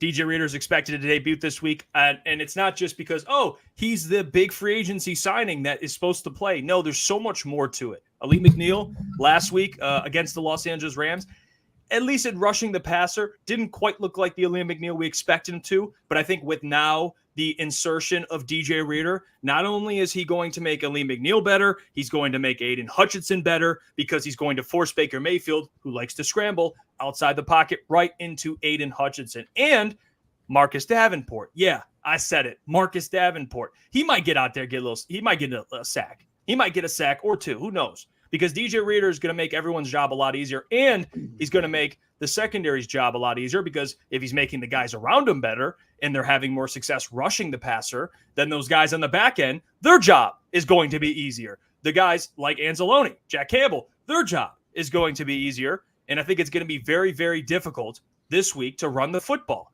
They did it. They played really well against the run last week without DJ Reader. Now they have DJ Reader, and they have a pretty nice backfield. I mean, they just drafted Bucky Irving from Oregon, who's actually a pretty good back, and they have Rashad White. Oh yeah. So it's gonna be a good test, and I think it's a perfect time for DJ Reader to return. That's the second impact player to watch this week.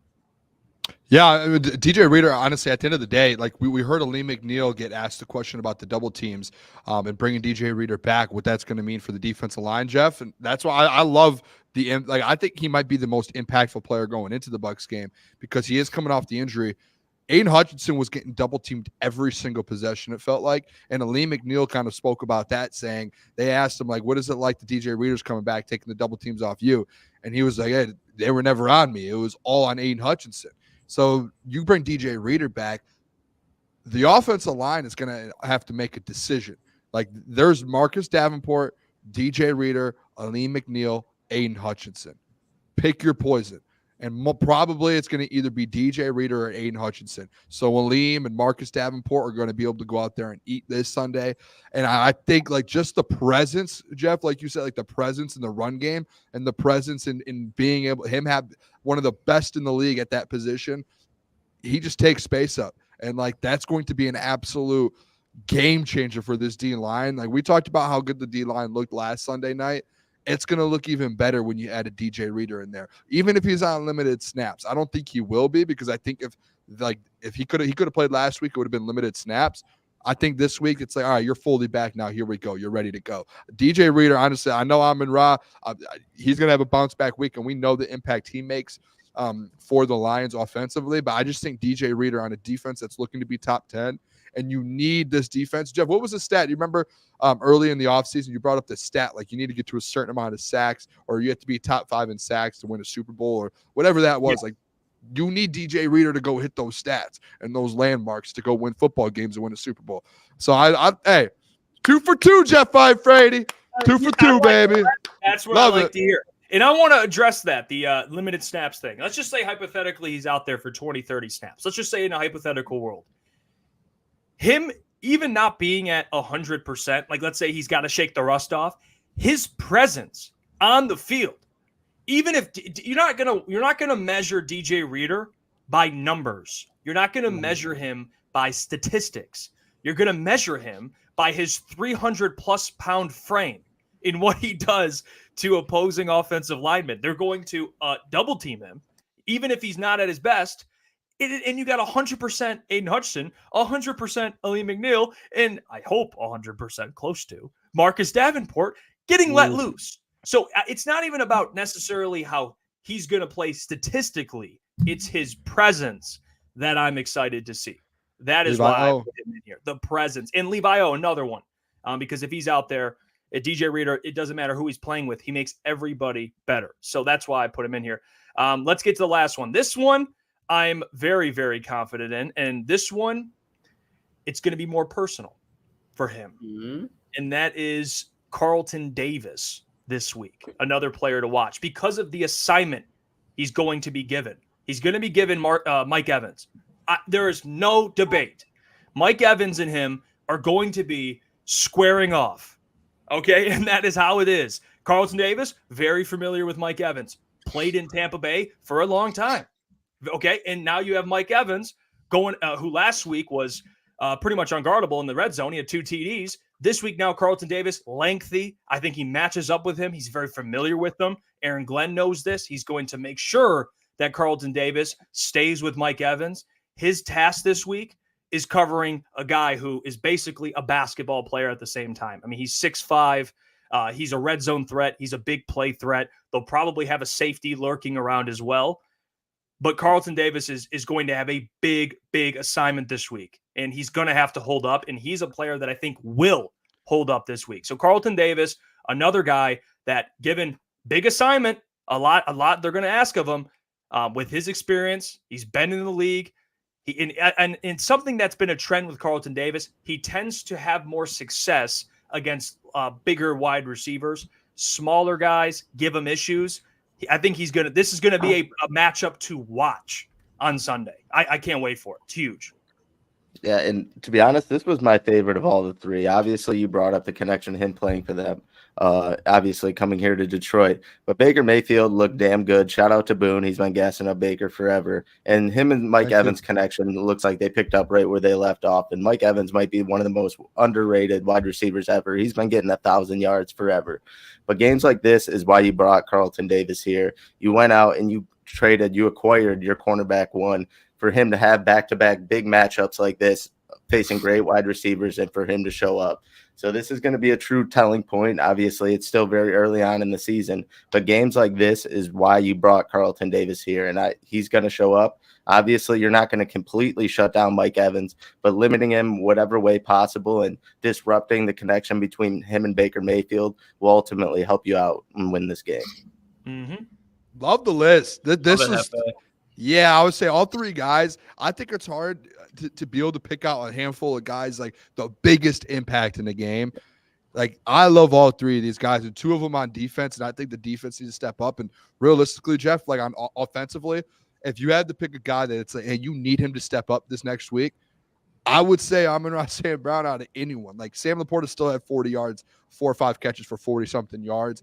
Jahmyr Gibbs still had 80 yards. David Montgomery still went out there. JMO went out there. Like, Amon-Ra was kind of that lone man out there out of all the stars that was like, maybe Jared Goff, but I think Amon-Ra, it's like he knows what he is and what he can do. So I love the list. Hey, what an absolute dog. Cooking. Great segment, Hefe. Hey, I appreciate you guys. And I'll tell you this right now. 2 guys that I did contemplate putting on this list, and I'll explain my reasoning for not putting them on this list. One, Aleem McNeil. I was thinking of putting him over DJ Reader, but because of DJ, I thought about, I'm like, Aleem McNeil, but then I'm like, wait, if DJ Reader's playing, that dude's going to impact everybody. Like, he's going to help Aleem McNeil, help and help all these guys. So that was tough for me because I think Aleem McNeil, given DJ Reader's back, I don't care if it's a limited snaps. When he's in the game, Aleem McNeil will be he'll benefit from it. The other player was Jared Goff, and that one was tough for me because I think Jared Goff is another guy to watch. But these 3 right here are guys that I think are kind of maybe not Amon-Ra, maybe not as much DJ Reader, but especially Carlton Davis, little under the radar guys to watch this week. So we'll see how this ages next week. Maybe Carlton Davis absolutely locks up Mike Evans and we can say, hey, he was impactful. Or, God forbid he gets torched and I have to be like, I'm a dumbass. But regardless, appreciate you guys for tuning in and appreciate the love there. Again, this segment was brought to you guys by BetUS. Shout out to them. Shout out. I thought you were about to shut the show off for a second. We're done 40 minutes early. Threw me off a little bit. Hey, I was having a good time. That was fun. All right. Kudos, man. Love that. Well, you guys, hey, we do have to get to our NFL Power Rankings. Yeah, it is today, and I mean, because you guys set me your top 10. You guys don't really know who's got what. Okay, so at least this is going to be interesting because we're going to see it for the first time here. Each of our top 10 list and kind of see where's everyone at with it. But first, who wants to go first? I mean, anyone want to take that? Because I'll go first. If anybody wants to wait, that's fine. I don't really care where I go. I can start off. I can go last. Doesn't matter. All right. So let's put Klotzy's up here first, and then we'll get him going. I'm curious. I'm trying to think of a wild card team that Klotzy will have here, and I think I have a great idea. So I'll just let him know who it is. I'll just let him explain his reasoning. They're not going anywhere, baby. We'll start at number 10. The Indianapolis Colts, they were 10 last week going into week 1, and they're not moving. Because I think when you look at who they played, I'm not just going to take a team because they're 0-1 and move them outside of that. There has to be some context. They are 0-1. But when you look at what Anthony Richardson did in basically his 5th game ever starting, hanging with the team who I have inside my top 5, who I'm going to get to very soon, the Houston Texans, I think, yes, the Colts lost. But if you look at that game and you think you can just sleep on the Indianapolis Colts, I'm sorry, you're wrong. I think you're going to watch them go out and absolutely smack the Packers this weekend, and they are a top 10 team in my opinion. Another team, Tampa Bay Buccaneers. You can't even dispute it at this point, especially when you look at some of the teams in the NFC that took some major injuries like the Rams and the Packers. That's why neither of those teams are on the list for me. The Tampa Bay Buccaneers, on both sides of the ball, they are just extremely physical and dominant. On the outside, we talked about it already. Mike Evans, Chris Godwin, but that front 7, Todd Bowles, Tampa Bay Buccaneers are probably going to win the NFC South. They're going to have to eat crow about the Atlanta Falcons take. Booner, you're right. I'm spot on with you now. The Buccaneers are going to win that division, and they're going to be a damn good team all year. Team I really did not want to put on here, the Dallas fucking Cowboys. And the reason why I think people are going to have the Cowboys higher, but with the Dallas Cowboys, every year you see them go off week 1. And when you look at who they were going up against quarterback-wise, Deshaun Watson, outside of Daniel Jones, is the worst quarterback in the NFL right now, and it's not close. So Dallas's defense was nice, but you look at offensively, they still have the same issues. Like Dak, he played all right, but he didn't have a monster game. Ezekiel Elliott didn't have a monster game. I think the Dallas Cowboys had a great week 1, but they're going to fall back down to earth. That's why I don't have them as high as I think some other people in the national media does. Miami Dolphins, they had a lot going on before kickoff, boys, but when it mattered the most, I think you looked at Travis Etienne. He was about to break in the end zone, ice that game away, but then Javon Holland forces a fumble, and that game just switches. The offensive talent that they have, they had over 300 yards passing, and that's a run-first team. That run game is going to get going, and when they do, I think that's a team that's going to kind of stay in this range. I'm never going to put them in the top 5 because I think at the end of the day, we know what the Miami Dolphins are. But when they're hot, the Miami Dolphins are a very good team, and they're hard to beat, especially when they're clicking offensively. Baltimore Ravens. I know it's kind of low, but they lack an offensive identity right now. Defensively, I think they're going to be okay, but there's some things that they need to figure out immediately at what's going on with Lamar Jackson, because Lamar is a great player, but Lamar is still at this point in his career missing NFL throws that elite quarterbacks should be making. When you look at that last drive, he misses Isaiah Likely on a corner route. He misses Zay Flowers just wide open in the middle of the end zone. Then he misses Isaiah Likely again. He misses him high. I understand they were playing the Kansas City Chiefs, but I just think there's a lot of things to figure out with that offense, especially when you don't have elite weapons on the outside. You have Derrick Henry. Run the fucking ball with Derrick Henry. You brought him over there for a reason. And I just think that's a team that is constantly getting in their own way offensively. And then Houston Texans, I thought were going to be a very good team, but I did not think Joe Mixon was going to be the way that Joe Mixon was. If Joe Mixon runs for 100-plus yards every week, the Houston Texans will go 17-0. Like, this was going to be one of the hardest matchups they have in the division. And I think just throughout the whole game, C.J. Stroud found a way to get everybody incorporated. Nico Collins, big game. Stephon Diggs, 2 touchdowns. Tank Dell, 3 catches for 40 yards. But he took a deep shot to him as well, so he could have easily had more. And then Joe Mixon is doing that. Like, you already know the defense is going to be straight with DeMeco Ryans and the talent that they acquired. But the Houston Texans, they're a top 5 team. Philadelphia Eagles, I really was debating between putting them at 5, but I just think when you look at the talent, they have the coordinators that they do, it's going to be a little bit of time, but they're eventually going to click and be a really good team. The one thing that does concern me about the Philadelphia Eagles is Jalen Hurts, though. Jalen Hurts I expected Kellen Moore week 1 against that Green Bay defense. Like, I expected him to have a game, but he got bailed out by Saquon Barkley, A.J. Brown. So it's Philadelphia Eagles defensively, too, very good team, but I think they're a step behind the upper echelons. And I'm ready to debate this with you guys all if you want when it comes to 2 and 3 spot.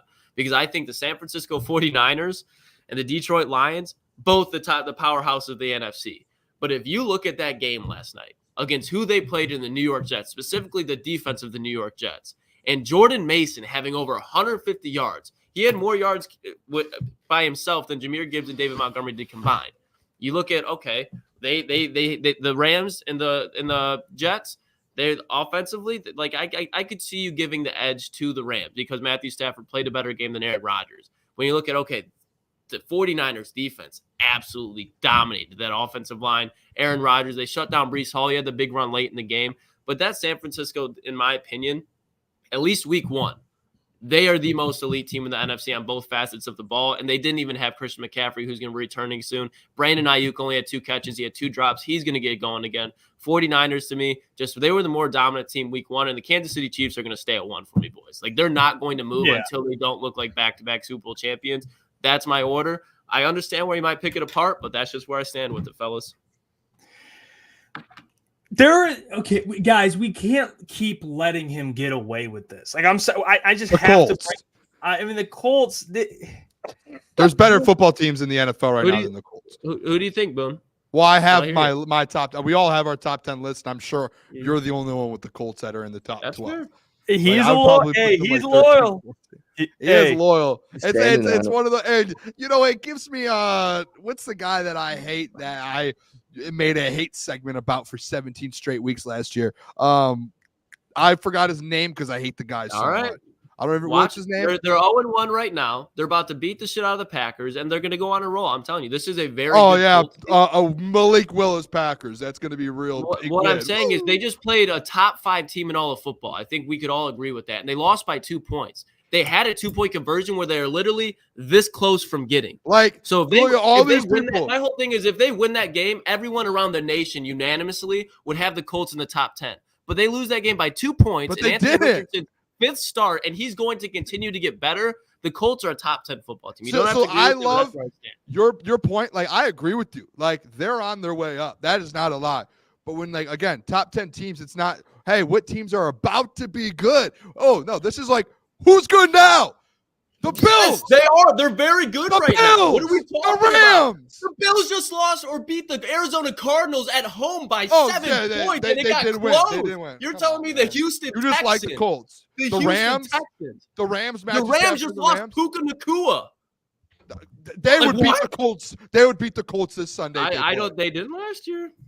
they would beat them Sunday. Last year. It's ridiculous. And this is like a fantasy list. That's what the everything else is great, but number 10 is like.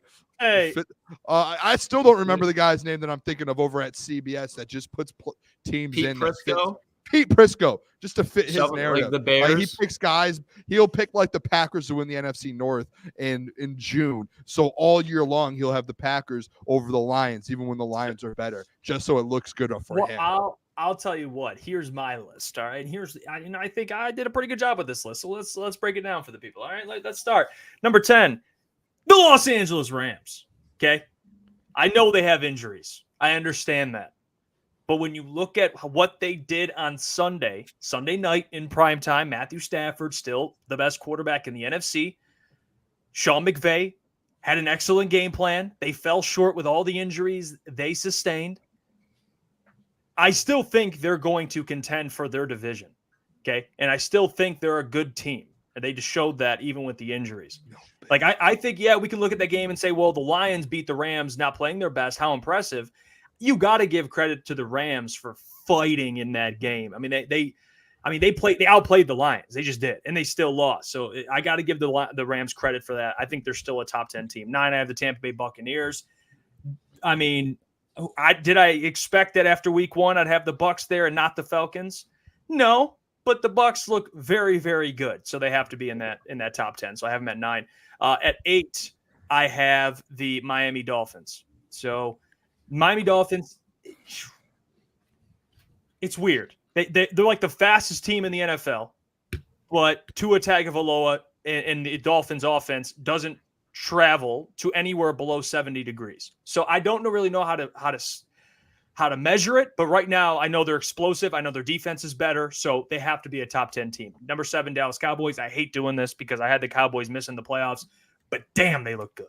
They look good. They got conservative after they realized that Deshaun Watson can't throw a football, and they still came out with a win against a really good defense, to be honest with you. And even though Deshaun just is incapable of playing quarterback, and he has more allegations coming out about him recently, they're still a good team, so I got to put them in there. Number 6, I have the Houston Texans for obvious reasons. Very, very good team. Very, very good team. Week 1, they came back, won. I think moving forward, they're going to get into a rhythm here and continue to be the team we expect them to be, which is win their division and be one of the best teams in the AFC. Number 5, I have the Baltimore Ravens. They had every opportunity to take that game into overtime and potentially win on the road. Lamar Jackson in the offense, they failed to do that. So they had a chance to win. They took the Super Bowl defending champions till the last second when a toe was the difference from Isaiah Likely, a single toe. So the Baltimore Ravens, to me, defensively, Derrick Henry, they added. I still think they're very, very good. Number 4, I have the Philadelphia Eagles. Didn't really look that good, to be honest with you. I thought about putting the Baltimore Ravens ahead of the Philadelphia Eagles, but the reason why I give them the edge, Saquon Barkley, man, that dude is special. And the offense as a whole, they showed they can get in a shootout and win. The defense, I think, has enough talent to get corrected moving forward. And I think the Eagles are going to be in that NFC picture. And then number 3, I have the Detroit Lions, guys. I know I bumped them down. Usually they're 2. This time they're 3. The 49ers absolutely stomped out the New York Jets. You got to give them credit for that. Like that's a good defense, a very good defense. And I know it was Aaron Rodgers' first game returning, but that defense for the 49ers looked very good.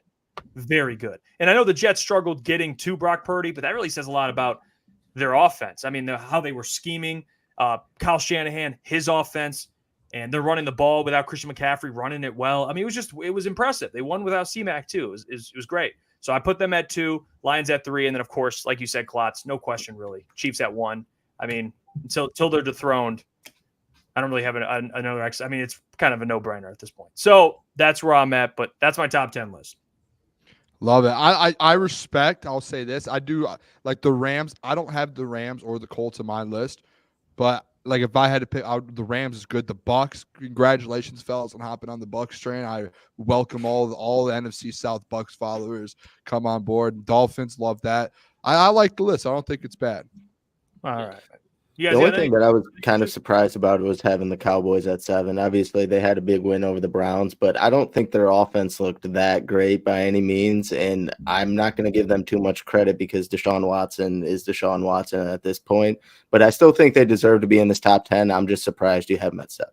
Yeah, But I I know. don't Mike, hate it. I don't hate no, it. no. By any You know what, Mike? I actually don't hate that criticism. I really don't. I think you could probably bump them down a spot or two. I don't who is think that? they go lower than 9. The the Cowboys. Cowboys. That's fair, yeah. I don't think I'd put them lower than 9, but I don't hate that. That's a you know what? I don't hate it. But that's my list. Boom, we'll put yours up here, and we'll see what you have because I am curious. I do want to say too, like, again, I think Gentry doesn't have a list, but I'm sure he wouldn't have them on there. I think you guys are the only ones in the entire country that does a top 10 list, and we can go look at any of them that the Bills are not in the top 10. Like, literally, I think we could go get 1,000 top 10 lists in the entire country, and 1,000 of them would have the Bills in the top 10. Or no, 997 would have them in the top 10. And you three wouldn't. Everyone has them in the top 10. No. I'm saying why? They're a winning football. They just win football games. In a they shootout? win games. Jeff, they're a good football team all around. They win football games. And you guys are literally, you guys, and I'll give you homework, Jeff. Go find me 5 lists around the whole country. Go find me 5 lists, or even just one. Find me one list that doesn't have the Bills in the top 10, and it can't be one of your 3s. This guy.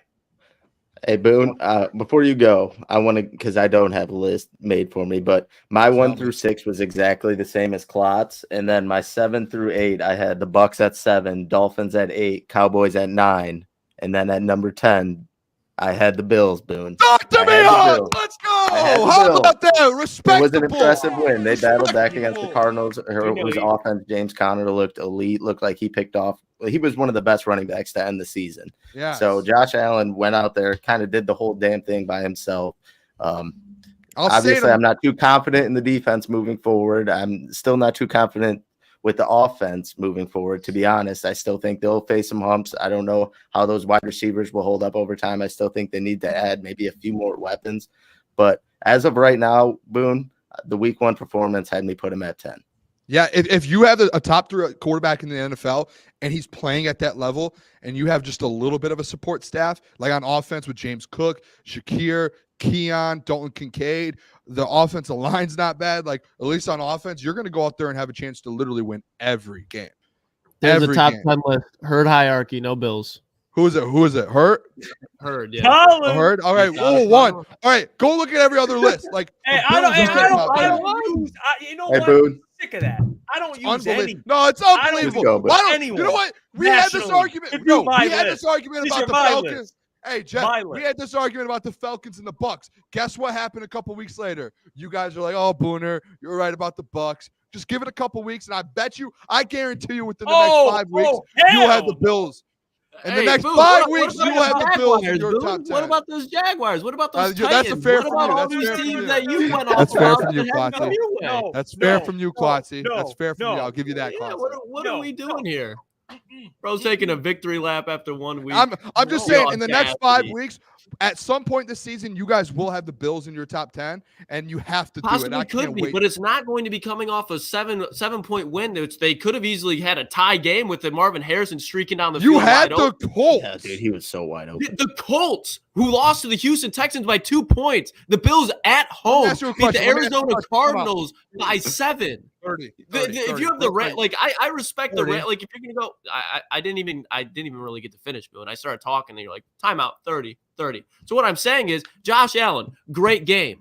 They lost Teron Johnson, their best defensive player besides Matt Milano, who's already hurt. Von Miller was the best defensive edge rusher. Greg Rousseau had 2.5 sacks, but Von Miller was the best player that they had on defense. He's like 36 years old. What the Bills have right now is great, but it's not sustainable. That's why I do not have the Bills in my top 10.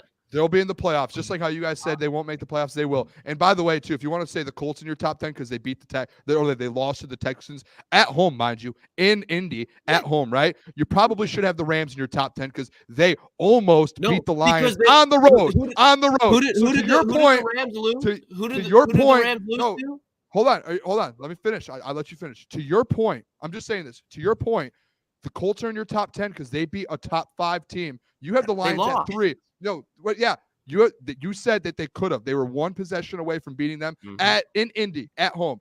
Guess what? The Rams went on the road and almost beat your number 3 team and lost to them in overtime. So, to your point, the way you're breaking it down, the Rams should be over the Colts. Just by Let your me words. tell you the difference. By here, your Booner. words. It's either you like it or no, not. because I With literally the Bills, explained. you're- I you're- literally. you're- This you're is why basing when the you Bills say off the I don't Cardinals listen. game. When you say I don't listen, why it drives me nuts? Because I literally said I was debating between the Packers and the Rams, but this is why I didn't. The Rams just lost Puka Nacua. So if the Rams healthy kept Puka Nacua, they didn't have the injuries that they also gained on the offensive line. The Rams are not getting healthier anytime soon. The Colts are going to get better. Anthony Richardson's going to get better. Josh Downs is going to get added to this offense. This defense could have had 2 interceptions on CJ Stroud, which would have flipped the game and into the Colts' favor. So when you look at the stats, you're like, well, the Colts lost. You watch that game, you're like, the Colts are a very damn good football team. Alec Pierce even showed himself for once. He had 2 80-yard touchdowns. You've never seen that before. Anthony Richardson made 2 of the craziest throws, and he had 3 drops in that offense. You can go look at the completion percentage. He wasn't like, he didn't have a good completion percentage. They had 3 drops. Jonathan Taylor only had 40 yards. This team is going to get better. The Rams and Packers, in my opinion, are banged up right now, and our next 3 weeks are not going to be better than the Colts. Not a shot. Personal opinion. I respect it. Hey, but I just want to add, you guys. Not a fact, a personal opinion. You guys vehemently disagree. I disagree with some of the things, so we all have different lists. But I will add this. I am not letting that slide by you, Boone. You said I admitted that the Falcons and Bucks take. No, I didn't. The Falcons are still. Well, you have the Bucks. You have the Bucks ahead of the Falcons. Yeah. You have them as a better team. After week 1. I didn't admit. That's still, they're a better team as of right now. You had the Falcons in your last top 10. So you can have week 1 victory. I'll take the season victory. So this is our lists are just so messed up because you're basing it off of what the teams are today. Klotz is basing it off what they're going to be in 12 weeks. Like, I just can't get a grasp on these. No, lists not 12. Right If we're doing it in 12 weeks, the Dallas Cowboys would not be on my list. Yeah, then you should take the Colts off because they're still going up right now. The Colts are going to get better. Like, that's where it's just. Hey, let's get to Boone's list because we're arguing. Let's see this man's. Hell, I'm gonna upset some people, but guess what? That's what I do, baby. All right, Boone's list. Talk to me, Boone. All right, talk to me here a little bit. All right, boys. Here we go at number 10. I've got the Tampa Bay Buccaneers. Guys, I think this Bucs team's legit. I had them just outside of my top 10. I had no one in the NFC South in my top 10 the last time we did these lists. I pushed in the Tampa Bay Buccaneers in there. I took the Rams out. I put the Bucs in, took the Rams out. Rams are sitting right on the outside. Number 9, I have the Miami Dolphins. Their offense is too good to not be a top 10. Like, if you look at all the teams, like, they would beat so many different teams in this league. And like, the defense, if the defense can figure this thing out, this is a good football team. They have probably the best offense in the NFL. Number 8, the Dallas Cowboys. You just have to do it. That Dak looked like he would play out of his mind. The team played out of their mind. The defense, that defensive line in the pass rush is unbelievable. They had 40.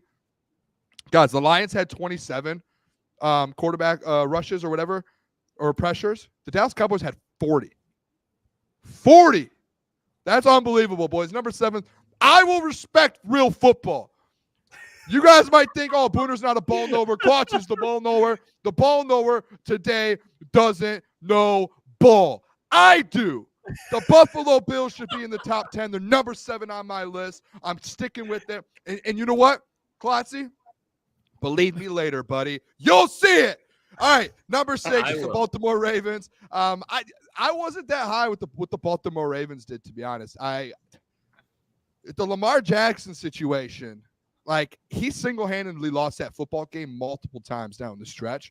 It was a weird football game. Wasn't a fan of how that game went down. I did not like what I saw coming out of the Ravens leaving that game. So I did put them down. I think I had them at like 4 in our preseason, and I put them at 6. Number 5, the Houston Texans. Klotz, I give credit where credit's due. Going into Indy is a tough road win. Like, that is I know it was a close game. Any divisional game in the AFC South is going to be close on the road. Those are tough places to play. It's a tough division. The Jags, if you go play the Jags, you play the Texans, the Colts, those 3 teams are absolute, in my mind, teams that are going to be tough all season long. I have the Colts at like 12 or 13 on my list. I still respect them. They're working their way up. They're starting to look better. I like that pass, Alec Pierce pass. AR to Alec Pierce was absolutely beautiful. But I do think the Texans, that was a big-time win for them. I have them at 5. Number 4, Jeff, a little shocked. You saying you didn't think the Eagles really, like, you almost dropped the Eagles. I don't know. Yeah. I don't know what you guys thought, but I left the Eagles game versus the Packers. I felt like this Eagles team was different. Like, they were back to the Eagles team that we saw go to the Super Bowl. Like that offense was clicking on all cylinders. Now, mind you, the bad part in the first half too, there were times where that offensive line was struggling. Jalen Hurts, like to start the game, you could tell there was rust. And they were trying to figure out what an offense without Jason Kelce looked like. But when they started to figure these things out, that was when I was like, okay, this could be a team because Devontae Smith's an absolute dog. A.J. Brown's scary. You have Dallas Goedert still there. And then you have Saquon Barkley now, who was just – it felt like he was unstoppable versus the Packers. And then that defensive line is insane. Like Jalen Carter is a problem. So I do think that defense – and I know the Packers did put some points up, but – with Jordan Love, that's a good offense there with Jaden Reed. Like that's a respectable offense. Number 3, all right, this is where things, the top 3 is where things, and you guys are going to come at me a little bit. This is where I'm at with it, and I stand on business. You know what? I'm like Klotzy when he says I'm sticking with my Colts. At number 1, I'm sticking with my Detroit Lions. I said it multiple times yesterday. I still believe when I say something, I'm not switching up on it. I still believe the Detroit Lions are the best team in football in my mind. They were able to go through what they did on Sunday night, and they struggled on offense. Jared Goff couldn't get it going. Amon-Ra had 4 yards. Was it 4, 9? However many. He had under 10 yards. Your best player on the offensive side of the ball had under 10 yards total, and you were still able to figure out a way to go out and win a football game versus a top 12 team in the NFL, and you were able to do that with the new defense. The reason I put them number 1, guys, this defense is different than we've seen in years past. And I think this Sunday, what you're going to see is this secondary. We've talked about it all show. The secondary of the Detroit Lions, they're getting the rust off. They're starting to play together. They're going to get a feel for each other. I think this is a top 5 defensive line. This is a top 3 to top 5 linebackers crew in the NFL. And then once the secondary gets going, you have Brian Branch and Kirby back there. When Terrion Carlton and Amik get going, this defense is going to be very scary. And then you pair that up with the Lions offense being a top 3 offense in the NFL, and then you have Ben Johnson, AJ, and Dan Campbell at the helm. This is the best team in football. I will argue, and we did this argument last time because the last time we did this, I had the Lions at 1, and you guys had the Chiefs. So we don't need to really go into it a lot because we've already had this argument. I think it's just a 1A, 1B thing. I think the best 2 teams in football are the Lions, Chiefs. The Niners are literally right there after what they did last night to the Jets. I think they're right there. I thought they caught the Jets in a tough spot. They looked rusty. They looked tough. But they ran the ball without CMC, and what the Niners did to the Jets without Christian McCaffrey, with the weapons they had, Brock Purdy looked good. The defense looked good. The offensive line looked good. I think this is a 3-man race in the NFL. Maybe you could say 4 with the Eagles. This is a 3-man race for the Super Bowl now. You can rearrange the Lions, Chiefs, 49ers however you want, and I will respect it. I went around and looked around. I saw the Lions at 1. I saw the Lions at 2. I saw the Lions at 3. I saw the Chiefs at 1, 2, 3. I saw the Niners at 1, 2, 3. You can rearrange this top 3 all you want, but these are the best 3 teams in football. And once these 3 teams get going, it's going to be an absolute bloodbath. Like these 3 teams could go out there and all win 13 games. Like that's very, very possible. Like these are 3 really good football teams. So that's my order there. And you guys can, again, the top 3, we can argue all we want. You guys know, Booner, you're a slap. You have the Lions 1. I just stick to what I say. I think the Lions are the best team in football when they're playing at the highest of levels. And I think they have, from top to bottom, the best team in football on paper. And when they get this thing rolling, they're going to be absolutely scary. And I think it's 1, 2, 3. You could say 1A, 1B, 1C as well. You can't. You can't. You just simply can't. After watching week 1, when you're talking about, well, ball nowhere for the day. Let's hear about it. Let's hear San Francisco 49ers. That one to heart. What did the Detroit Lions do better than the San Francisco 49ers week 1? Because remember, we're going off of week 1. We can't project in the future like you said about the Colts. Week That's 1. Fair. What did the Detroit Lions do better than the 49ers? Yeah. Are you talking to me? Are you asking me a question? Yeah. I'm asking, you. Go ahead, tell me, ball nowhere. You can't. The San Francisco 49ers were better on all 3 phases. Jake Moody went 6 for 6. Jordan Mason had more combined total yards than David Montgomery and Jahmyr Gibbs combined. Without a doubt, Brock Purdy played better than Jared Goff, and that offensive line for the Niners dominated the defensive line for the New York Jets, which was levels above the Los Angeles Rams. Everything that the San Francisco 49ers did was better than the Detroit Lions. So say, you could throw it 1 through 3. No, you can't. And you definitely can't put them because, one, they lost to them in the NFC Championship game, and they don't even have Hufanga back. They don't even have Brandon Ayuk at the full level, and they didn't have Christian fucking McCaffrey, one of the best players in the NFC, in the NFL, period. Yeah. There's no way after week 1 you can say that the Detroit Lions are in front of the 49ers. And do I even need to explain the Chiefs? Do I really need to go on a I'm so tired of hearing they have to get dethroned. All right, Klotz, you know what? For 17 straight weeks until the Super Bowl comes back around, you better have the Chiefs at number 1, even if they lose 3. Unless there's an injury to Patrick Mahomes, I hate Andy that Reid argument. has a health issue, or Chris Jones is not on the field. They will be number 1. Dethroned. So you're going to have them at number 1 until the Super Bowl? No, Boone, you're being exaggerated. You know what you're doing. That's what it is. Let me ask you. Very simple. We'll just talk week 1, right? Week 1. Let's just do that. What's more impressive, beating the Baltimore Ravens or taking the Rams, who half their roster was injured, to overtime? They struggled. The Lions struggled. That doesn't mean they're still not a good football team. But okay, then put the Bengals in your top 10. Then put the Bengals in your top 10 because they should be in the top 10. They got all together. They got a good roster. They got Joe Burrow. Put them in your top 10. They don't have a good roster top to bottom like the Lions do. But that's all right. Hey, come Sunday, come next week when we do our power rankings, the Lions win by 2 or 3 touchdowns. Don't hop on the bandwagon. Keep them behind the Chiefs. No, don't hop on the bandwagon. Keep them behind the Chiefs. To be fair, I was the only one that had the 49ers at 2 when we did our rankings last week. Everyone had the Lions, had the Lions as number 2 and the 49ers below them. But Boone, one of the biggest points he made was the Lions still pulled out a win without some of their best players doing something. The 49ers had a backup running back, and he dominated one of the best defenses in the game. So their offensive line. And he didn't play. He wasn't actually on the field, decoy or not. He didn't play at all. And the backup running back went for 100 yards, could have had multiple touchdowns. No Dre Greenlaw, no Hufanga. Those guys are still going to be added back.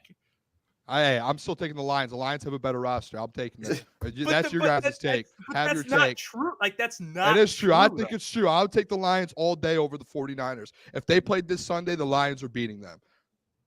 If the Lions played the Chiefs this Sunday, I'm taking the Lions. Maybe, okay. How about this? Because we actually how about this? Because if you want to go, well, they'll beat them this week. Boone, this is about week 1. No, it's about today. If they play today, the Lions are beating the 49ers. Put the Bengals in your top 10 because if they played today, they'd beat the team. No, they wouldn't. I don't think the Bengals would. Don't say that because I didn't say that. So put them in your top 10. If you say the Bengals, stop saying the Bengals. Week 1 matters. The result has to matter. If they blew out the Rams, you're damn straight they should be number 1. Because it's like, oh, they fucked up the Rams. They're the best team in football. You can't be like, well, I don't care. They'll beat them today. That's not how they work. Well, then guess what? The Texans would beat any of these. The Lions lost. Put them at 1. Like the Lions lost. No, but you don't care. You openly are saying you don't care about the context of the game. I think the Detroit Lions have a better football team. They struggled on Sunday. Yes, that doesn't take away from the fact that I think the Detroit Lions are the best team in football. I said it a week ago. Just because they struggled doesn't mean they lost. They're adding DJ Reader. They're still going to get better because they haven't played together yet with Marcus Davenport and Carlton Davis. Jack Campbell's going to keep getting better. Gibbs is going to get better. Amon-Ra's going to get involved. We're talking about today. Exactly. I thought last week they had the best roster in football. Today they still have the best roster in football. Sunday, they're the best team in football. That's your takeaway from Sunday? Gosh. That's what I think. You can keep acting flabbergasted. It's not going to change my mind, dude. Like, I'm still going to have the Lions. Like, you're trying to tell me I'm wrong. In my mind, I'm right. You are wrong. I'm not wrong. I have the Lions as the best team in football. Okay, then you know what? By the way, the Bengals is extreme. But I'll use any other team that's 1-0 that's mid as hell. Okay, I see, you know what? Someone put the Seahawks in the chat. Fuck it, put the Seahawks in the top 10. Oh my god! Because if they played so look at it like it's unbelievable. You guys are acting like I took a team. You're acting like I took a team that was at 12 and put them at my number 1. It's a team that you guys literally have at. Hold on. It's a team that you guys have in your third spot that I moved up to my number one because they were already at my number one spot going into the season. But you admitted that the Colts were in your 12 to 13 range. But when I put them in the top 10, we got in an argument just like this. Yeah, no, it was a disagreement. I didn't think the Colts. Well, that's what we're disagreeing right now. We just disagree with you. Yeah, I disagree with you. You can have that. It's your opinion, but I disagree. I do disagree with it. I mean, I don't think Gentry, what is that like? It's a disagreement, Boone. To be honest, I disagree with you too. The 49ers are number 2, and they've been at number 2 for me, and it still hasn't changed. And the Chiefs are number 1. They've been number 1. The Lions are number 3. I don't think anything from that win, although it was a good gutty win to pull out, I don't think that moves them above the Chiefs or the 49ers. Which is fair. Hey, you guys believe that, and you guys just say, "Oh, Booner." Hey, I believe what I believe. That's my take. Klotz, your Colts take, that's yours. I disagree with it. It doesn't mean you're. I'm going to say, hey, you're completely wrong. No. They're literally. I mean, you did go to some extent saying that I was. I thought we did. We did go at them because I called them out first. We did go. I'm keeping them at 1. Like you guys are saying that the Chiefs and the 49ers have the best roster. Okay, so whether the Lions start playing good or not, keep the same energy down the line. Keep the same energy down the line. Rosters are very similar, but who executed week 1 better? That's what we're saying. If you cannot look me dead in the eyes and say, you know what, the Detroit Lions had a better week 1 performance. If we're talking about execution, let's all put the Bucs in the top 5 because they went out there and won by 3 touchdowns. Against the Commanders, though, I disagree. But it's just teams that executed. Like I take everything into account. I take into roster into account, top to bottom, coaching into account. All right, who they played? The Rams are at my 11th spot, so they went out there and played the Rams and beat the Rams in a tough game with. Yes, they were rusty. I just still think they have a great roster that can go out there. They're going to keep improving. I already had them as number 1. I'm keeping them at number 1 because I think they're only going to get better from here. Like this week, they're going to go out there and perform and win by 7+ points. I don't think, and that's partially, and you know what, Boone, that fine. That's your opinion. I don't think you're being objective, quite frankly. That's where I'm at with it because there's no way in hell that week 1, that result compared to the Chiefs beating the fucking Ravens, who are top 5, top 6 in all our list. That is not 1. Like that makes that is appalling to me. The 5th or 6th best team on everyone's power ranking list, the Chiefs just beat, and you have them at 2. And then the 49ers. They did what they're expected to do. What? I'm not going to put teams. I'm not going to move teams up. Like if the Ravens would have won that game, I'm not putting the Ravens over the Chiefs because because they beat the Chiefs. That's exactly what you're saying. Is that right or wrong?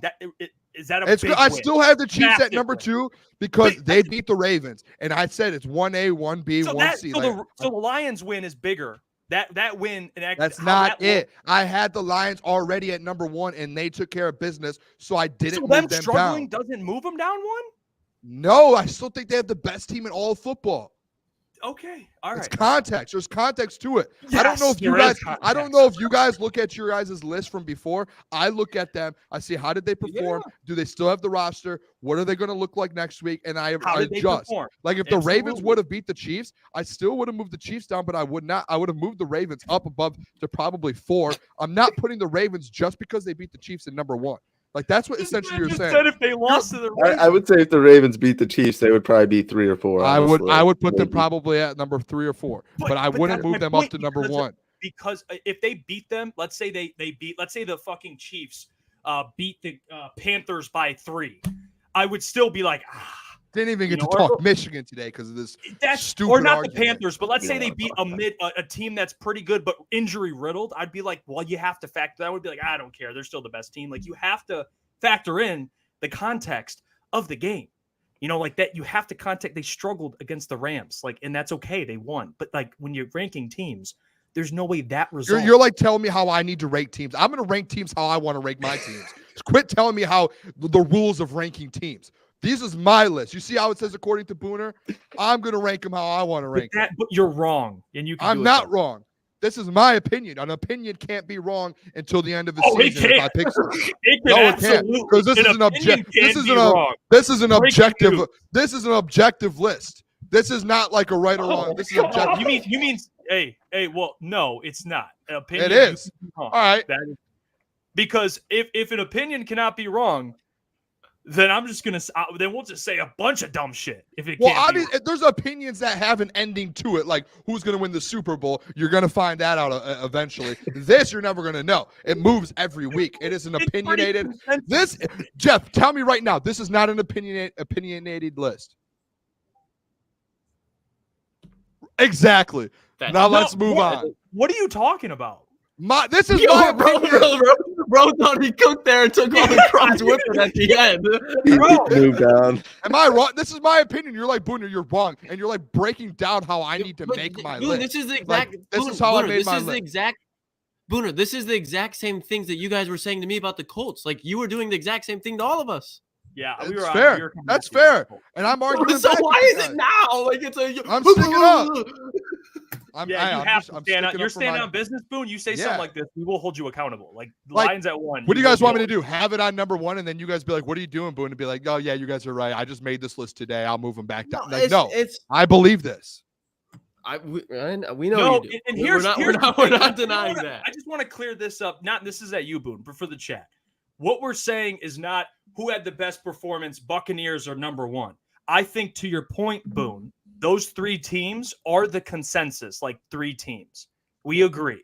Okay. Yes. Not the Bucs, like, oh, by Jeff's logic, no. Those 3 teams are the best 3 teams in football. We agree. Now look at how each of those 3 teams looked in week 1. Then rank them accordingly. That's why I'm not coming. I'm just explaining my argument. You're mansplaining how I should have made my list. No, go ahead. We can. I'll make it your way next week. Not everything's about you. I'm taking it to the chat. I'm talking to the chat right now. Okay, the chat to explain that my logic there. I'm explaining. That's how I looked at it. Okay, I put the Chiefs 1 for that reason. So that's all I wanted to say. Not that I'm saying the Bucs should be 1 or the fucking whoever you damn using it. I agree with you, Boone. Those 3 are the 3 teams, okay? We just have it differently. Whatever. Not saying I'm not going to force you to put your list, but I'm going to call you out, all right? That's what my job is. I'm going to call you out. Yeah, and you guys still don't have the Bills in the top 10, so. That's not well. Besides Gentry. Thanks, Boone. Okay, and that's where I'm Dude's talking to me like I'm 12, like talking down to me. Literally and figuratively. I mean, you were the guy who said we're not in high school anymore. Time to grow up to me last week. Yeah. Wait, who, me? Man, that must have really hit a nerve if you still remember it there. Eh? Well, no, but I just remember these things when you talk about us being childish. I'll hang on to the receipts, bring them up when it's time. Wait. I was explaining. I saw some people in the chat saying I should put the Bucs like 1 by my logic. No, that is why I was explaining that. There's no way that makes any sense. I think. Never mind. I'm not going to say that comment. I love you guys. Yeah. Well, it is what it is. We disagree there. All right, let's get out of here. That's why power rankings every Tuesday is going to be a fucking bar. If this is how butthurt everyone gets. But we'll see you guys tomorrow. Be back 8 p.m. to 10 p.m. Appreciate you guys so much. Shout out to Dion for joining the show tomorrow. John Macaroon will be joining as well, so can't wait for that. Until tomorrow, we'll catch you guys. Deuces.